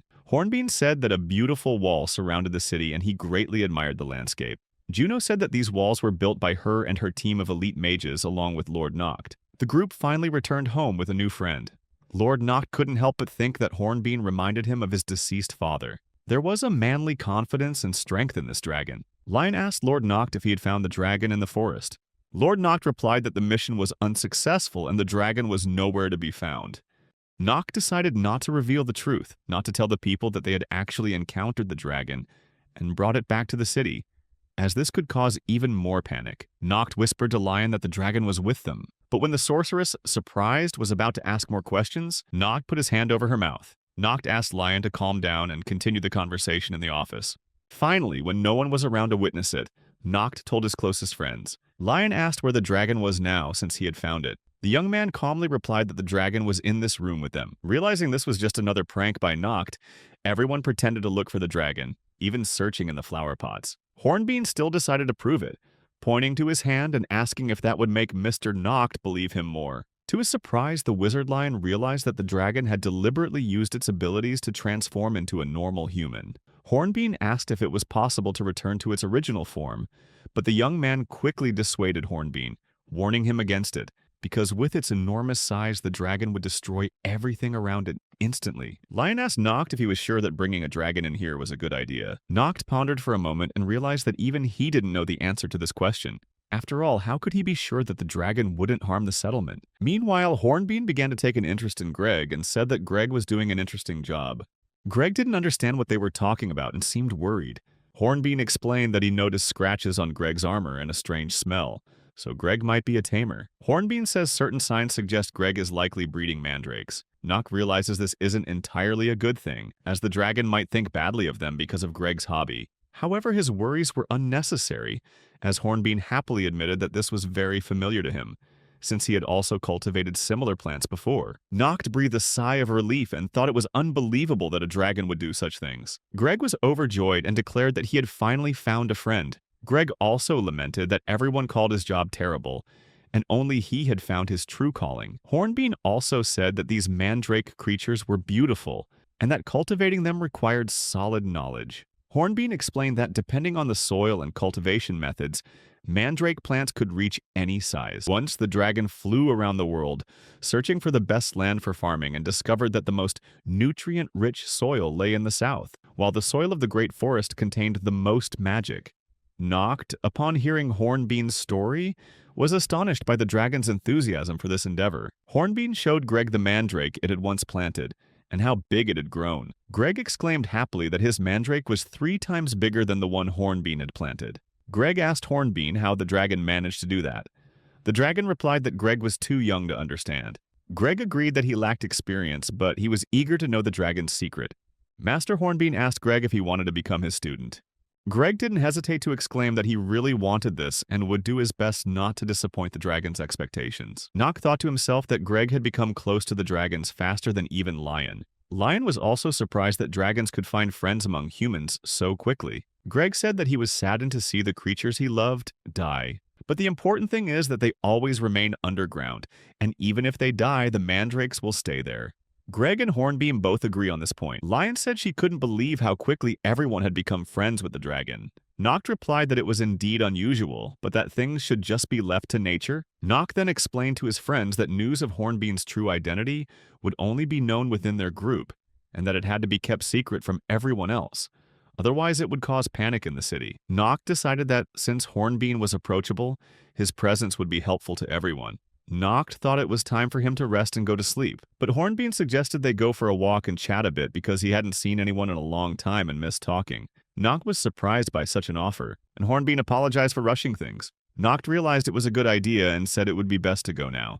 Hornbean asked if they were going out right away. Noct replied that it was no problem and told him to hurry up. Noct explained that it was time to introduce the dragon to his city. Hornbean thought for a moment and then suggested starting from the market. Lord Noct said that the market was the busiest place in the city, as people came there to shop. Noct said that the merchant Raphael supplied all the necessary goods for the market, and Mr. Hornbean could find anything there, including the finest sake. The dragon was very fond of alcoholic beverages and said that sake was so perfectly brewed that it could relax the soul and bring true enjoyment. Noct pondered the dragon's words and said that the vegetables they grew in the greenhouse were also delicious and worth trying. Lord Noct explained that they had built this greenhouse with the help of his magical abilities and the meticulous work of the carpenters. Noct explained that with the help of glass and its properties, they could grow any type of crop, regardless of the time of year. Hornbean replied that Noct was a very interesting person and had used his abilities very well. Then, the young man led Hornbean to where the nader berries grew and invited the dragon to taste them. Hornbean asked if he understood correctly that it was from these berries that the sake he had drunk in the forest was made. Noct replied that it was, and that these berries made a wonderful sake. The dragon smelled a pleasant aroma and asked what it was. Lord Noct answered that it was nothing special and not worth noticing. Noct decided to pique curiosity in this way, then mentioned that there was a small winery ahead. Hornbean was ready to run towards the winery, but young Noct advised them to follow him and see something more interesting. Lord Noct led the dragon to a heavenly bathhouse where one could enjoy themselves for just 5,000 rupees. Hornbean admitted that the view from the bathhouse was stunning, but he simply didn't feel completely at ease. Hornbean explained that when it came to hot springs, he couldn't stand it for long. Noct apologized for embarrassing the dragon and offered him a more delicious drink. Hornbean also apologized for causing unnecessary trouble for Noct and disturbing the peace of the settlement. After their hot bath, Noct and Hornbean enjoyed the iced coffee that Mr. Levy usually brewed. But the dragon couldn't quite calm down after the hot bath and felt strange. The iced coffee wasn't what it wanted. Hornbean couldn't control his animal instincts, and Hornbean released the pent-up emotions. The action was like an explosion. Levy felt a powerful surge of energy and collapsed, the tray falling to the floor. At that moment, Noct realized he had made a mistake. Cuckoo yelled at Noct that he was the one who had angered the dragon, and that it had every right to be angry. Noct genuinely didn't understand why he'd provoked such a reaction from the dragon, especially since he'd even skipped his afternoon nap. The young master explained that he was simply trying to introduce the dragon to the city they'd built together, and that the sooner he did it, the better. But Cuckoo said that what everyone wants now is to drink good wine, which Noct must have known. The young lord asked Hornbean if that was really the case, and whether the dragon wanted to drink that much alcohol. Hornbean replied that it was. Noct immediately ordered the alcohol to be brought and had it made quickly. But Cuckoo said that wasn't enough. People not only wanted to drink, but also wanted to do it in a pleasant place. Hornbean agreed with Cuckoo and added that such a place would be a pleasure to be in. Noct didn't really understand and asked if that really mattered. Cuckoo sighed heavily and asked why Noct didn't understand, since he was a lord and should understand the desires of his people. Hornbean explained to Noct that drinking alcohol at home or in a diner wasn't the same as drinking at a great bar. Cuckoo began to murmur dreamily that, for adults, the only fairy tale amidst a sea of daily worries was a good bar, the ideal place to enjoy moments of relaxation. The girl spoke her last words at the same time as the dragon, proving they shared a common desire. Noct understood what they wanted and was surprised that different creatures could share such a desire. Simply a good glass of wine. Hornbean demanded that Noct take him to the best bar immediately, but Cuckoo regretfully stated that they don't have any bars in the city. The dragon was angry about this, considering it a serious and unacceptable oversight. Cuckoo explained that they had plans to build a bar, but hadn't yet found the time to do so. Hornbean expressed his disappointment, saying it was truly a tragedy and incomprehensible how people could live peacefully in a city without bars. Noct was surprised by the strong reaction and regretted not having considered the issue to be so important. Both the dragon and the cuckoo requested that the organization build a bar immediately to bring freshness to the people's souls. At the same time, the cuckoo also began calling Hornbean a friend, as their desires coincided perfectly. Noct was once again surprised by how easily the dragon found common ground with the other inhabitants of the city. Hornbean and Cuckoo excitedly discussed what the bar would look like and how everything would be arranged. While they talked, both Greg and Cuckoo drank tea to quench their thirst, looking forward to enjoying the drinks. After some time, their wish came true, and the first bar was built in the city. The restaurant's grand opening attracted all the city's residents, and there was a long line of people waiting to visit. Lord Noct received a notification that a seat at the bar had been reserved for him, and everyone was eagerly anticipating his arrival. Noct accepted the invitation and admitted that he had never expected this, as he had never been to a bar before. Noct opened the heavy front door and stepped into the bar. The Hornbean dragon welcomes Lord Noct, and Hornbean invited him to sit at the bar. Hornbean found his passion and chose to become a local bartender. Hornbean invited Noct to try a strange appetizer. Then they brought out a menu that looked like a book. Lord Noct opened the menu in surprise, gazing at the countless names and pictures. Noct thought he didn't know what to choose, as he didn't understand much of the menu. He remembered how Cuckoo and the dragon had enjoyed chatting about relaxing in the bar, but he didn't fully grasp it, and that made him feel very uneasy. Hornbean asked Noct what he wanted to try, and the young man replied that he wanted something tasty and simple. He thought that was probably the worst thing to say in a bar. Hornbean noticed Noct was uncomfortable in the bar and advised him to say he wanted to try something refreshing, which would make him seem more normal as a customer.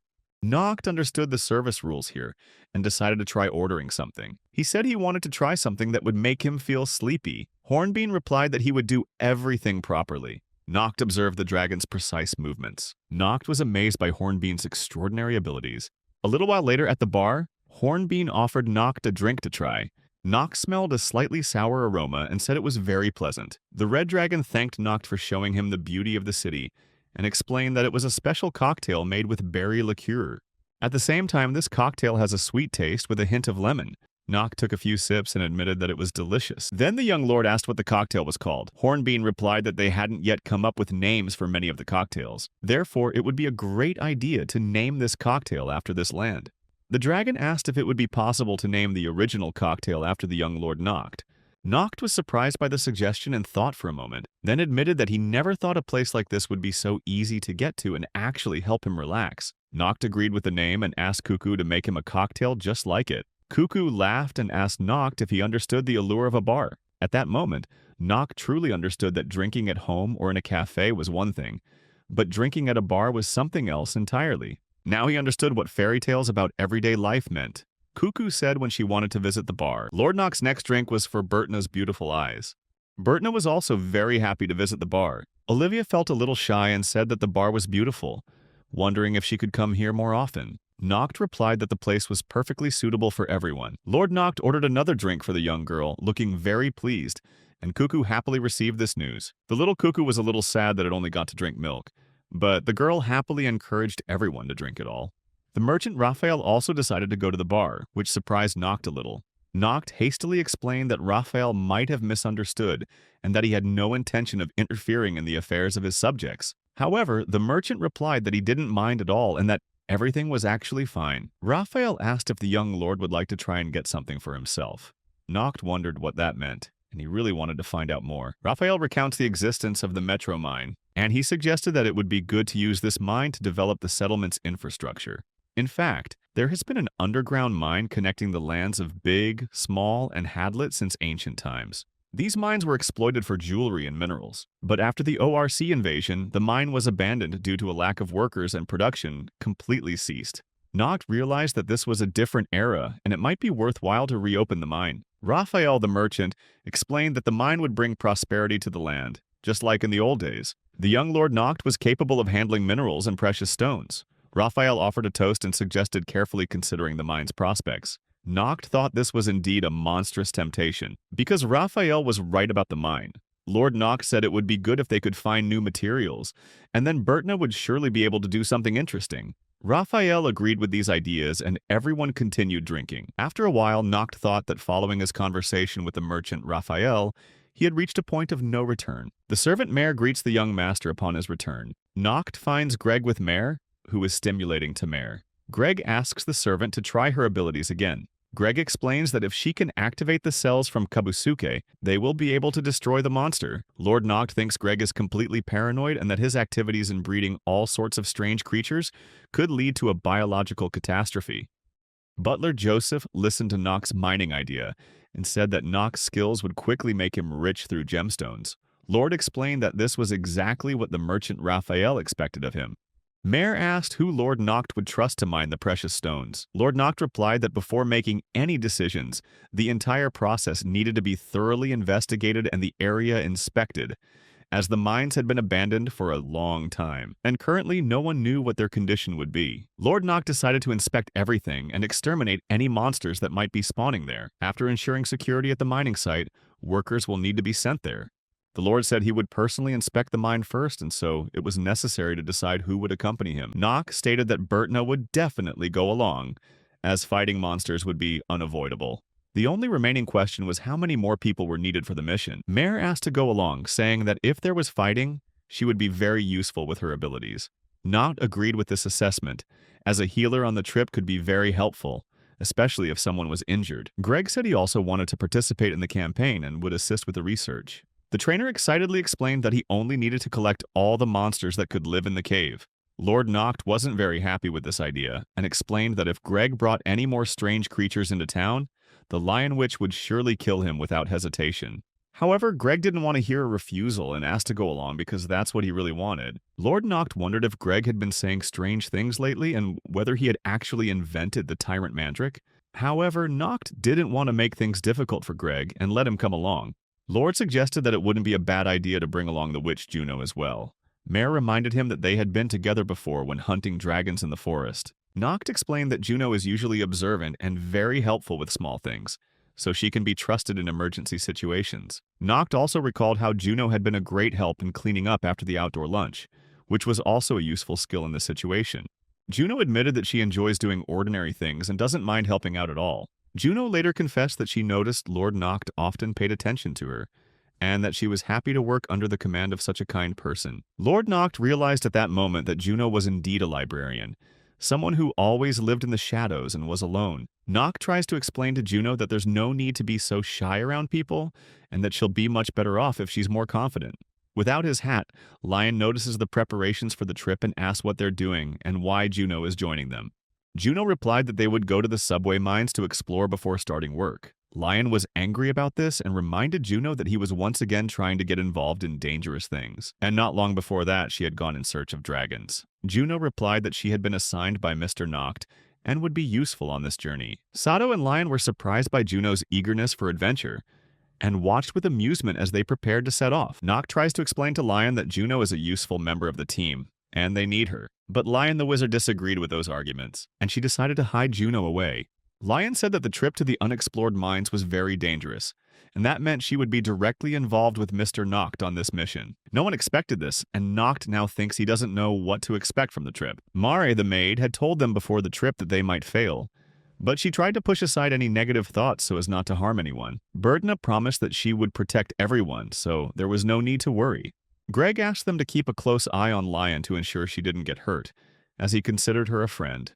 Noct realized that this time they would definitely have to fight, and Juno would be the most suitable person for the situation. Although there was nothing he could do, Lion was genuinely determined to join everyone. Noct told the witch that, in this case, he was very much looking forward to working with her. If they were going to have a long journey ahead, then before they started, they needed to make sure everyone was prepared for any eventuality. Sato wondered why Greg was carrying mandrakes, and Lion asked how far away the mine was. Noct explained that the journey would take about 5 hours of walking each way. Mare, the maid, remarked that it would be much faster and more convenient if they had a carriage. Noct told her not to worry, and with his item enhancement skills, he could handle it. He made the cart much bigger. Then the young man asked Bertna to pull the cart up the mountain, as she was the strongest in the group. Bertna followed the order, easily moved the truck full of supplies, and the group set off. Greg was the only one who was unhappy and kept asking us to slow down, as his mandrakes flew up every time the car went over a bump in the road. Very quickly, the group of heroes arrived at the mountain gate. Everyone was surprised by the size of the mountain, because the mountain is much bigger than Mr. Noct's house. Lion the Wizard said that this beautiful place deserved to welcome pioneers. The giantess Bertna didn't wait for orders, saying it was time to go inside and charging forward, but Lord Noct stopped her. Noct explained that the first step was to inspect the area around the mountain. The nearest building is a former office used by mine workers. Noct noticed that the door was securely locked and no one had been inside for a long time. Greg asked if Lord Noct had the key with him. Noct recalled that he had last lost the keys to the entire area and couldn't remember where he had misplaced them. Bertna said she could easily open the door by brute force, but Noct explained that such an action is called property damage. The young man weighed his options and decided it might be easier if he tried shrinking the door first, but the witch lion said there was no need to rush and she knew how to solve the problem. The girl quickly created the correct key, and she began unlocking the ancient lock. Noct was surprised to see that Lion could please him with her abilities more than once. After a few minutes, Sorceress Lion invited everyone inside in a satisfied tone. The young lord said that her skills were like those of a skilled thief. Hearing this, Lion immediately became angry and felt offended. She asked why Noct didn't praise and caress her as he had done with Bertna. Noct apologized and said that he was very grateful for her help. Noct then asked if Lion could open the door so easily in one of the locked houses on his property. Lion happily replied that she wouldn't let anyone stand in Mr. Noct's way. The reception room had an unpleasant odor and was covered in thick dust. Noct said the house had been abandoned for almost 6 months, and Mare admitted she had never seen so much dust. Greg noticed the room was very spacious, and Noct pointed out where the workers slept, and now it was clear what the house had been used for. Greg suggested that the building could continue to be used, but it needed to be cleaned up first. Lion reminded him that thanks to her efforts, the door wasn't damaged, but the landlord said that wasn't right. Noct explained that such a bed was not intended for staff, and it was unclear what had happened to the bed because it looked like a soggy rice cake. The landlord said that they should first improve things here. Mare, the servant, praised Noct for his thoughtful plan and promised to help with everything. Bertna found a box and asked what beautiful stones it contained. Lord Noct explained that they were luminous stones, glowing when subjected to magic. Noct pointed to one stone and said that it glowed faintly due to the magic in the surrounding air, and if you press it hard enough, it will turn into a lamp and emit a strong light. Bertna exclaimed that it was truly a miracle. Lord Noct then asked the giantess to break one of the stones. The lioness asked why, since the stones were very expensive. Noct explained that they needed more pieces to illuminate Noct's mine and estate. Noct then used his shrinking ability to create smaller tools and instructed everyone to bring their own mining equipment. Lion didn't understand why they had to do this and thought it was absurd. When the group entered the mine, Noct asked Bertna to lead, as she was highly sensitive to signs and could sense danger beforehand. If they were attacked unexpectedly, Greg would step in to protect everyone. The young master explained to Lion that Greg and Bertna were seasoned warriors. Since they had fought the Orc King before, they could be completely trusted. Lion felt surprised and much more confident. Greg realized that during the battle with the Orc King, Lord Noct had displayed exceptional skill and provided significant assistance in dealing with danger. Noct joked that this time they should count on him, as he hadn't brought them along in vain. Lord Noct admitted that it would be difficult for him to provide support in such a small space, as his zoom ability required a large area. Lion reiterated that she was also capable of fighting, and should not be underestimated. Noct responded that Lion would handle the enemy. As they entered the territory, Lord Noct thought that although Sorceress Lion was a former member of the Imperial Army, she was still an engineer, and that was her primary profession. Therefore, he shouldn't assign her tasks she wasn't prepared for. Noct said they should continue now, but just then, a strange sound rang out, getting closer and closer. Giant monstrous ants began crawling out to greet the visitors to the dungeon. Greg and Bertna immediately prepared for battle and began shielding the others. However, what surprised everyone was that the Sorceress Lion was able to stop the monsters. With her magic, Lion proudly declared that this was their territory, and she would not protect them. Noct thought he now understood the true power of the Royal Magic Army. This mine had been abandoned long ago because, after the orc attack, no workers remained. A mine is a very confined space, so applying techniques for magnifying and shrinking objects is difficult and dangerous. Moreover, this place is teeming with all sorts of monsters. Lord Noct admitted that there were more monsters than anticipated, and no matter how many they kill, they keep reappearing. Mary the maid panicked and asked what they would all do now because Master Noct was too exhausted after the battle. Suddenly, a gigantic monster appeared. Lord Noct felt even worse, and Mare rushed to his aid. Meanwhile, the giantess Bertna continues to fight the monster and perform miracles in an effort to protect her master. Undeterred, Bertna simply laughed heartily after defeating another opponent. Mary tried to reassure her mistress, saying that Bertna was truly very strong and would be able to protect them. Lord Noct felt terrible and said that these monstrous ants were too dangerous. During the battle, Greg reminded the giant girl to be more careful and not destroy everything around her. Lord Noct was once again surprised by Greg's attention to small details and his concern for his monsters. Despite facing difficulties, Bertna continued to defeat the monsters in her path. The Witch Lion also joined in the mine cleanup. Using magic, she created earthen stakes that easily destroyed the monster ants. Lion was very pleased with the results and said it was truly a joy, because every time they killed a monster, the world became a better place. Lord Noct watched his companions and rejoiced in their shared success, though he felt like he was the only one taking things seriously. However, an invisible sound suddenly assaulted their ears. The sound was coming from deep inside the tunnel. Lord Noct shouted that it was a giant vampire bat. Noct was certain that there were vampire bats here, but it's strange that they're so big. Specifically, this vampire bat is enormous. No one knows if it's an exceptional one or not. After being attacked by the vampire bat, Greg looked at the destroyed monsters with a pained expression. Noct yelled at Greg to be careful because if the bat ate his pet, it could eat him too. Then the unbelievable happened. The vampire bat immobilized Bertna. Using ultrasound, it paralyzed Bertna and captured her. Lion the Witch rushed to rescue the giant girl and used earthen stakes. Greg also charged forward, shouting that he would avenge Bertna. A clever trainer struck the vampire bat and rescued Bertna from its clutches. Lord Noct wasted no time, quickly creating an earthen shield to block the monster's path. The wizard lion was astonished by the young man's magical abilities. She noticed the earth shield was perfect, without a single crack. Lion asked Mr. Noct where he had learned this earth magic skill. Noct vaguely replied that they all deserved to continue taking hot baths regularly. Lion said it was unbelievable that they could meet the Bat King in such a place, but the young man responded that it didn't look like a king because it didn't display any special skills. Noct suggests that the bat may have undergone a common mutation and thus grown to such a large size. Then, a dead end appeared in the group's path, and they faced the next problem. Where to go? Mare noticed a small hole at the base of the wall. Lord Noct immediately used his magnification ability and expanded the passageway to its normal size. The newly created passage surprised all the members of the group, as the cave ceiling sparkled with gemstones, so numerous that they were impossible to count. Noct moved slowly forward, asking what was going on, and the wizard lion explained it to Noct.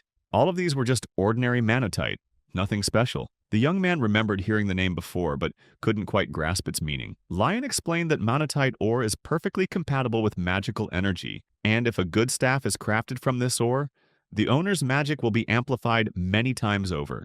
If used as a weapon, the staff can become a magical sword, enhancing strength and stamina, while also granting special spells. This ore is also a very rare resource, and its value can reach unbelievable figures. Typically, equipping a warrior with armor made from this ore would cost at least 100,000 gold. Lord Noct said that this ore is truly very expensive, and that it could be very profitable.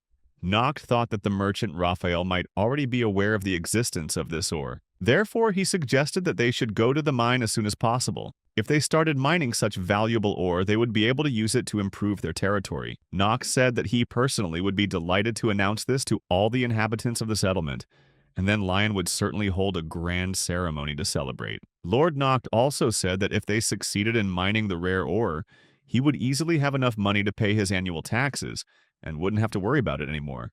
Mare, the maid, congratulated her mistress on this good fortune, and said that continuing would not be too difficult a task. Noct, meanwhile, said that he needed to inform the merchant Raphael as soon as possible. The giant girl Bertna began to quickly drag the young man somewhere. Noct asked her what she was doing, and Bertna explained that she wanted to show him something. There are some people near the huge Manatite ore vein, and the Lion Witch asked them who they were and to whom they served. Lord Noct recognized these people because he had met them before. Those are Altan, Margot, and Butts. These people were very surprised to see Lord Noct standing before them. Lion the Witch asked if they were acquaintances of Noct. The young man explained that these people were workers. They were people who used to work in this mine, also former citizens of Big Small, and Noct had known them since he was a child. Noct said he hadn't seen them in a long time and asked how they were doing. Judging by their appearance, it was clear they weren't living in good conditions. Noct apologized for what they had gone through during that time. The others timidly replied that they weren't doing too badly, but it was clear they were very scared. Lord Noct apologized for being unable to protect them when the orcs attacked the estate. Noct said he was happy to see them again and didn't expect to meet them here. The three miners were surprised by the warm welcome from the Lord of the Land. Noct asked them what they had done to survive in such circumstances. Suddenly, a giant man appeared and began shouting at the miners, accusing them of not working. He was so cruel that he began insulting the weary people and forcing them to immediately mine manatite. Then the rude man noticed the presence of strangers and asked them who they were and what right they had to be there. Mare rushed to help the ravaged woman by activating the cells. Noct responded that he was the lord of Big Small territory, realizing that this thug was probably the local leader who oversaw operations in the mine. The rude fellow's anger subsided because he hadn't expected to encounter a true lord in this mine. The miners continued to speak in hushed, trembling voices, clearly sensing the genuine fear they felt toward their boss. The leader himself became very polite, saying it was an honor to meet Lord Noct on his journey. He then politely suggested that Lord Noct and his entourage should leave the place as soon as possible. The mining leader explained that, in fact, the mine was located in a position that belonged to both Hardlot and Big Small territories, so it was easy to get confused about its actual location within the mine. Specifically, the area where they are currently standing is Hardlot territory. Mare, the maid, angrily asked if their neighbors really intended to monopolize an entire manatite mine. Lord Noct was horrified at the thought, because all his hopes of paying his annual taxes now seem unfulfilled. And Bertna will be very unhappy not to receive the promised money. The miners' leader laughed heartily and said, somewhat insincerely, that he was sorry to see Lord Bigsmall so worried. Lion the Witch urged them not to jump to conclusions, and asked why they should worry, and whether Hardlot's representatives could actually prove ownership of the mine. In any case, according to the map, this point is located in neutral territory between the two regions, and therefore no one has the right to monopolize it. Lion said that this issue needs to be discussed thoroughly, and it's necessary to find out who actually owns the manatite mine. But the rude miners' leader yelled at the witch that nobody here had given women the right to vote. Lion was completely unafraid of the man's size, responding that her gender was entirely irrelevant to the matter. Lord Noct felt his anger rising due to the rudeness of his subordinates, because his behavior was completely unlike that of a gentleman. The leader said he only wanted to speak with Lord Noct, but he still admitted that there were some points of contention. Therefore, this matter should be decided between the two lords. He said that it was necessary to inform his lord about the situation, and then it would be easier to resolve the issue. Lord Noct said that if that were the case, both sides would take some manatite for themselves, and everything would be decided in subsequent negotiations. The chief miner was not pleased with the encounter and hurried back to his land. Mare, the maidservant, remained indignant at the rudeness and impoliteness of a commoner. After all, he had spoken to Lord Noct disrespectfully. Lioness thanked the young man for protecting her in this situation. After all, it was a very brave act and worthy of a lord. Lord Noct began to complain that they now had another unexpected problem and he didn't know how to solve it. Mayor quickly comforted his master and reminded him not to behave like that in public. The butler, Joseph, said that the Hardlot family were not friendly neighbors. And in the past, when there were signs of an impending attack from the monsters in the Great Forest, Lord Nock's father would send requests for help. After all, it had always been customary among the lords of the harsh wildernesses to help one another, and everyone knew this unwritten rule. However, the neighbors never sent troops to help, and the most they dared to do was provide a modest amount of resources, and even then, only in rare cases. Mare the maid excitedly announced that a letter had arrived from Hardlot. The letter contained a message inviting me to come tomorrow, and nothing more. The designated ruler was the ancestral estate of the Hardlot family. Mare was furious at the rudeness towards Lord Noct. The girl confessed that she wanted to kill them all for such audacity. The merchant Raphael said that it would be better if the negotiators came here, because underestimating the enemy's power could cost lives. Therefore, he believed there was no need to go to enemy territory. Lord Noct said that, of course, he understood everything, but he still had to show courage, and so he would arrive at the designated place and time. It was the duty of a lord, and he would do it for the future of his people, striving to make the negotiations a success. Mare, the maid, praised Lord Noct for his extraordinary diligence, especially this morning, more than ever. He decided to get up very early. Lord Noct replied wearily that it wasn't good to be late for an appointment, so he had to sacrifice his sleep. The boisterous Bertna kept asking throughout the journey how much longer it was to their destination.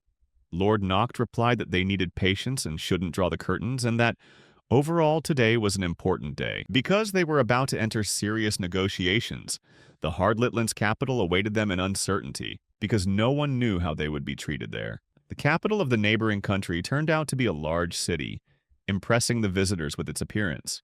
An important conversation about the mining of rare manatite was about to take place. Lord Noct said he found nothing surprising, though the territories of his neighbors were also plains like his own. But things here seemed more prosperous, and perhaps the territories of his neighbors simply hadn't been brutally attacked by the orcs. Bertna was surprised to see a very tall and unusual building ahead. Noct explained that the problem was that Hardlit was a multi-ethnic country, with a mix of many different cultures. The young lord immediately asked Cuckoo and Sado to study this magnificent structure and see if they could create something similar in their own city. Noct informs Huntress Luce that there are also elves living in the city, and that some of her acquaintances might be there. But Luce sadly said that she didn't think she knew anyone here, as she was the only elf in the village who had left on the long journey, and her village was really a closed area where no one ever left. Lord Noct was surprised to hear such revelations from Luce, and wondered what had brought this girl to his settlement. Noct didn't bother the elf with unnecessary questions, and decided that he would find out later. For now, Luce simply said that she wanted a few drinks. Suddenly, Bertna exclaimed with joy, asking what strange food the locals were eating that looked like dirt. Lord Noct replied that it was just curry, and that such a dish did not exist in this world. Noct was surprised and immediately wanted to try a real curry. He ordered a portion and invited Bertna to try it with him. The giant girl looked at the strange dish suspiciously and said it looked like dirt. The brave girl Bertna didn't dare try the curry, although she admitted it smelled delicious. The young lord decided to help the hesitant girl and asked her to simply open her mouth. After swallowing a spoonful of curry, Bertna exclaimed that the dish was absolutely delicious. Sado and Cuckoo were surprised by Bertna's reaction and asked to taste it. As a result, everyone who tried the strange dish was pleased with the wonderful taste of the local food. Lord Noct, who greatly missed his hometown food, relished the taste he hadn't tasted in a long time, and thought the trip was truly worthwhile. Bertna suggested that Noct should immediately reduce the size of the shop and bring it home with him. But the young lord reminded her that if Bertna wanted to use the shop, it had to remain at its normal size. Noct promised that upon his return he would personally cook a wonderful curry. He found the prices here quite expensive, but still decided to buy spices for his kitchen to make real curry at home, so that this flavor could be felt even in big small territory. Bertna, the most emotional girl in the group, was delighted with the delicious food. Noct looked at the curry and said it reminded him of a blanket. The group continued to enjoy the local cuisine and have fun, until everyone remembered the real reason they were there. Finally, they arrived at the Hardlit family's main house. The local steward announced the arrival of Lord Noct, and the butler invited the guests inside. Inside was a handsome young man.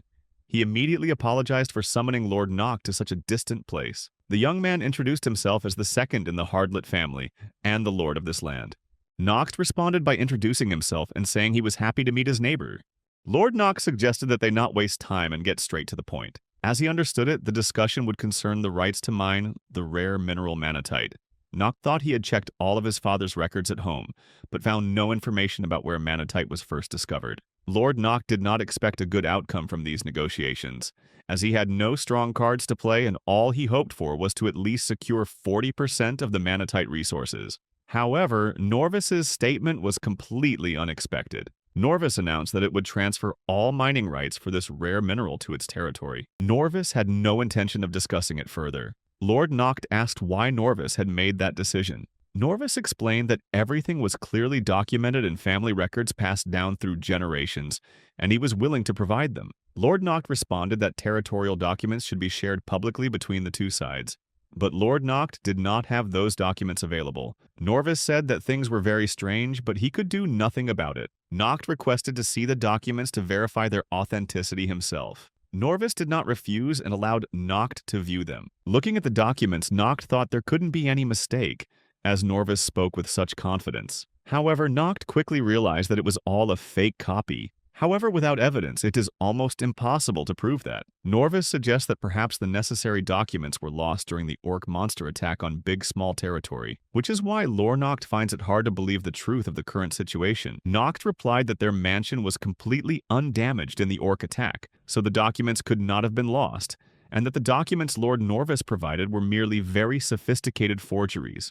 Lord Norvis immediately demanded proof that his documents were fake. Norvis asked if Noct really wanted them to give up what they were rightfully entitled to own, and if Noct dares to say that, it's an unforgivable mistake. Now, all disputes between them can only be resolved through war. Nevertheless, this is one of the aristocratic customs for settling conflicts and disputes. According to custom, the two lords would deploy their armies in a prearranged area and fight. This mock battle was designed to settle various disputes. Noct realized he had fallen into a trap. Lord Norvis deliberately prepared forged documents and invited Noct to visit, thus depriving him of time to gather evidence. During the conversation, Norvis immediately issued an ultimatum and declared war. Clearly, everything had been planned in advance by Lord Norvis, and he was waiting for the opportune moment to act. Noct understood that he shouldn't risk his life for any resources, but if he bowed his head and showed weakness to his enemies, his land would be seen as weak in the future, and he would no longer be worthy of being a lord. Noct understood that if he backed down for a mere war, Lord Norvis would immediately want to seize everything other than the Manatite resources. That would mark the beginning of the end for the Big Small family. Noct recalled that his country's territory had just been heavily harassed by an orc attack and was now severely depleted. Therefore, Lord Norvis's demand to start fighting under such unfair conditions was unjust. Norvis thought for a moment and then promised that he was only willing to mobilize 100 soldiers to level the playing field. And Lord Noct could bring any number of warriors to the battlefield, or as many as he pleased. Noct considered the offer, certain there would be another trap. Lord Norvis quickly responded, asking what Lord Noct's decision was. Lord Noct requests permission to leave his companions, and he declared that on behalf of Lord Bigsmall, he accepted the challenge and was ready to resolve the dispute. During wartime, Lord Norvis gladly invited his opponent to decide the location and time of the battle, while advising Lord Noct to prepare thoroughly and not be late. Lord Noct recounted everything to Olivia and Cuckoo, but they comforted him, as it was clear Lord Norvis had deliberately provoked him into making this decision. Lord Noct says that as soon as he gets home, he will have to apologize to everyone for starting the war because he was the one who did it. Juno promises to help explain that there was no other way. But as soon as Lord Noct returned home, all of his friends reacted calmly to the news of the upcoming war and expressed their support. Juno reveals that she has crafted a new deadly trap, which will be a surprise for the enemy, and Greg boasts that he has made his monsters stronger. Sato explained that she had warned everyone to prepare for the battle. Greg said that Lord Noct looked weak and would have a hard time in matches, but the others would never get bored. Greg then asked what they were actually going to do in this fight. Lord Noct replied that they wouldn't be using deadly traps right from the start. Noct went on to say that the mock battle would only last 10 days and would take place on land between the territories of Big Small and Hardlot. The use of weapons will be regulated by rules, ensuring they are not lethal and do not have the potential to cause serious injury. The winner is the one who can defeat the opposing lord. The Lion Wizard asked them what their chances of winning were. Lord Noct explained that negotiations had ensured the enemy's forces were limited to just 100 soldiers. Noct also decided to seek help from the Red Dragon. Dragon asked why Lord Noct was so worried and what business had brought him here. Noct said he had a request for Lord Dragon. He explained that a mock war between the territories of Big Small and Hardlot was about to begin, and if Lord Dragon could use his power to assist, that would be a great advantage. Lord Noct acknowledged that he was compelled to get involved in this conflict, because the fate of all the inhabitants of his kingdom depends on these negotiations. Noct said that he knew Mr. Grub was very kind and probably disliked violence in any form, but without his strength, they would find it difficult to win this war and protect their interests. Lord Noct stated that his kingdom was only just beginning to develop. However, this challenge put all his efforts at risk, and he could not afford to lose them. The Red Dragon replied that if Lord Noct were in danger, he would be ready to help. Noct thanked Dragon for his help, and said that his intervention would greatly influence the outcome of the war. Sato said that engaging in a mock war with a powerful dragon was a brilliant decision, and that no one had ever done so before. The Lion Witch admitted that she was delighted with the result. Mary, the maid, reiterated that Mr. Noct was a very talented manager. Then, everyone began preparing for the upcoming battle and planning their course of action. A little while later, Mare announced that an envoy from the kingdom had arrived. Lord Noct was surprised to see Luz take on this role and asked why she hadn't yet been dismissed from her position as tax inspector. However, Luz replied that she was a civil servant and had many other duties, including the position of Second Lord. Noct thanked Luz for her hard work and admitted that he had expected to meet an ordinary secretary from the kingdom. Luz explained that she volunteered for the role to uncover the secrets behind the rapid growth of the Big Small region. And if this secret is related to one of Noct's skills, then perhaps in the future, the kingdom will ask Noct for help in solving some of their problems. Lord Noct thought that he really didn't want his secret to be revealed to anyone other than his closest friends. Luz said that if she hadn't taken the role, someone with close ties to House Norvis would have become the Second Lord. Lord Noct thanked Luz for her help and said that he would always remember it. However, Luz cautioned that she would make a fair decision, whatever it may be. Lord Noct knew that the disparity in strength between them would be obvious, as Lord Norvis had long planned this mock battle. However, the Big Small Nation hoped for help from the Red Dragon Hornbean in this battle, although at the same time, everything remained completely unclear. The enemy's strength and ability to surprise were still unknown, and Lord Norvis's army was 3 times that of Lord Noct. Everything was ready for battle, and Luz's magic was cast, soaring into the scorching sky. This was the beginning of a great battle that would decide the fate of the Big Small family. This mock war with the Hardlit Nation has begun, the cause of which is a rare resource from the disputed Manatite mine. Tamer Greg confidently declared victory as the warriors of the Hardlit Nation lived a peaceful life. They had a significant advantage in combat experience, having previously defeated the ORC army and killed their king. However, Lord Noct replied that he was not entirely confident, because their opponents are capable of employing any trick and have clearly prepared thoroughly for this battle. For the Big Small Nation, this will be the first battle between humans, and they need to prepare for any possible surprise. The young Lord Noct announced that the war would last 10 days, with the first 4 days dedicated to preparing the army's positions. And this would be one of the most important events of the entire mock war. Don't forget that there's no guaranteed way to win, because the one who prepares best for the battle will win. Lord Noct's friends were delighted to have a large supply of healing potions, as they would undoubtedly be useful in battle, even if it wasn't a fight to the death. Lord Noct stated that the vital resource of Manatit was in danger, so they could spend a great deal of money to secure victory. Lord Noct also admitted that he had a good deal with the merchant Raphael, who sold him the resources at a reasonable discount. Lord Noct's team was very excited and confident of their victory. Meanwhile, Lord Norvis was, of course, still keeping an eye on his rival. And Lord Norvis observed that it seemed Lord Noct had used up all the resources at his disposal. Lord Norvis felt superior and disdainful when Lord Noct was mentioned. He genuinely thought Lord Noct was an idiot. Lord Norvis believed that if you are afraid to bet big in any game, you will be afraid to bet big. You can quickly start thinking like a normal person. And that's the worst thing that can happen. You might not even realize when you've become a failure. And Lord Noct has very low odds in this battle because despite having many resources, he only has a maximum of 30 soldiers, and this is the deciding factor in winning. In any case, without a large army, it would be impossible to build a defensive fortress in a short period of time.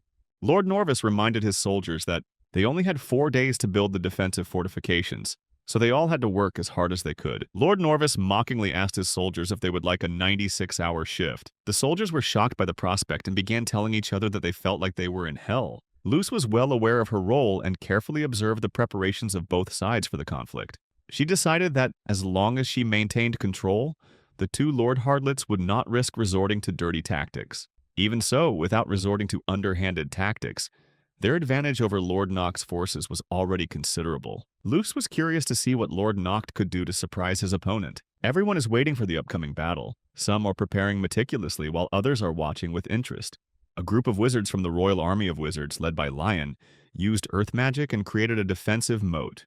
Young Lord Noct decides to help the wizard Lion. When Lion asks what he will do and whether he will use earth magic like he did when he came to the mine, Lord Noct explains that he wants to apply a trick similar to the one in the game of shuffling cards. With the help of his imagination, he will create a desired block of earth. He activates the ability to reduce the size of the item and chooses the appropriate size for the block of earth. Of course, Lord Norvis was observing all of his opponent's actions and immediately realized that if they can manipulate the earth on such a scale and at such speed, then they are most likely facing an elite army of earth wizards. Norvis acknowledged that Lord Noct was also skilled in earth magic, and if their territory was examined, it became clear that the land of Big Small lay near a dangerous forest. That means they are used to fighting a lot and are certainly very cunning in defensive skills. Norvis's military commanders assured them that they had nothing to fear and had solutions to their problems. Suddenly, Juno felt a sharp pain and fell to the ground. Lord Noct rushed to Juno, unable to understand what had affected her so much. Noct asked her what had happened and why she had suddenly fallen ill. But Juno was in terrible shape.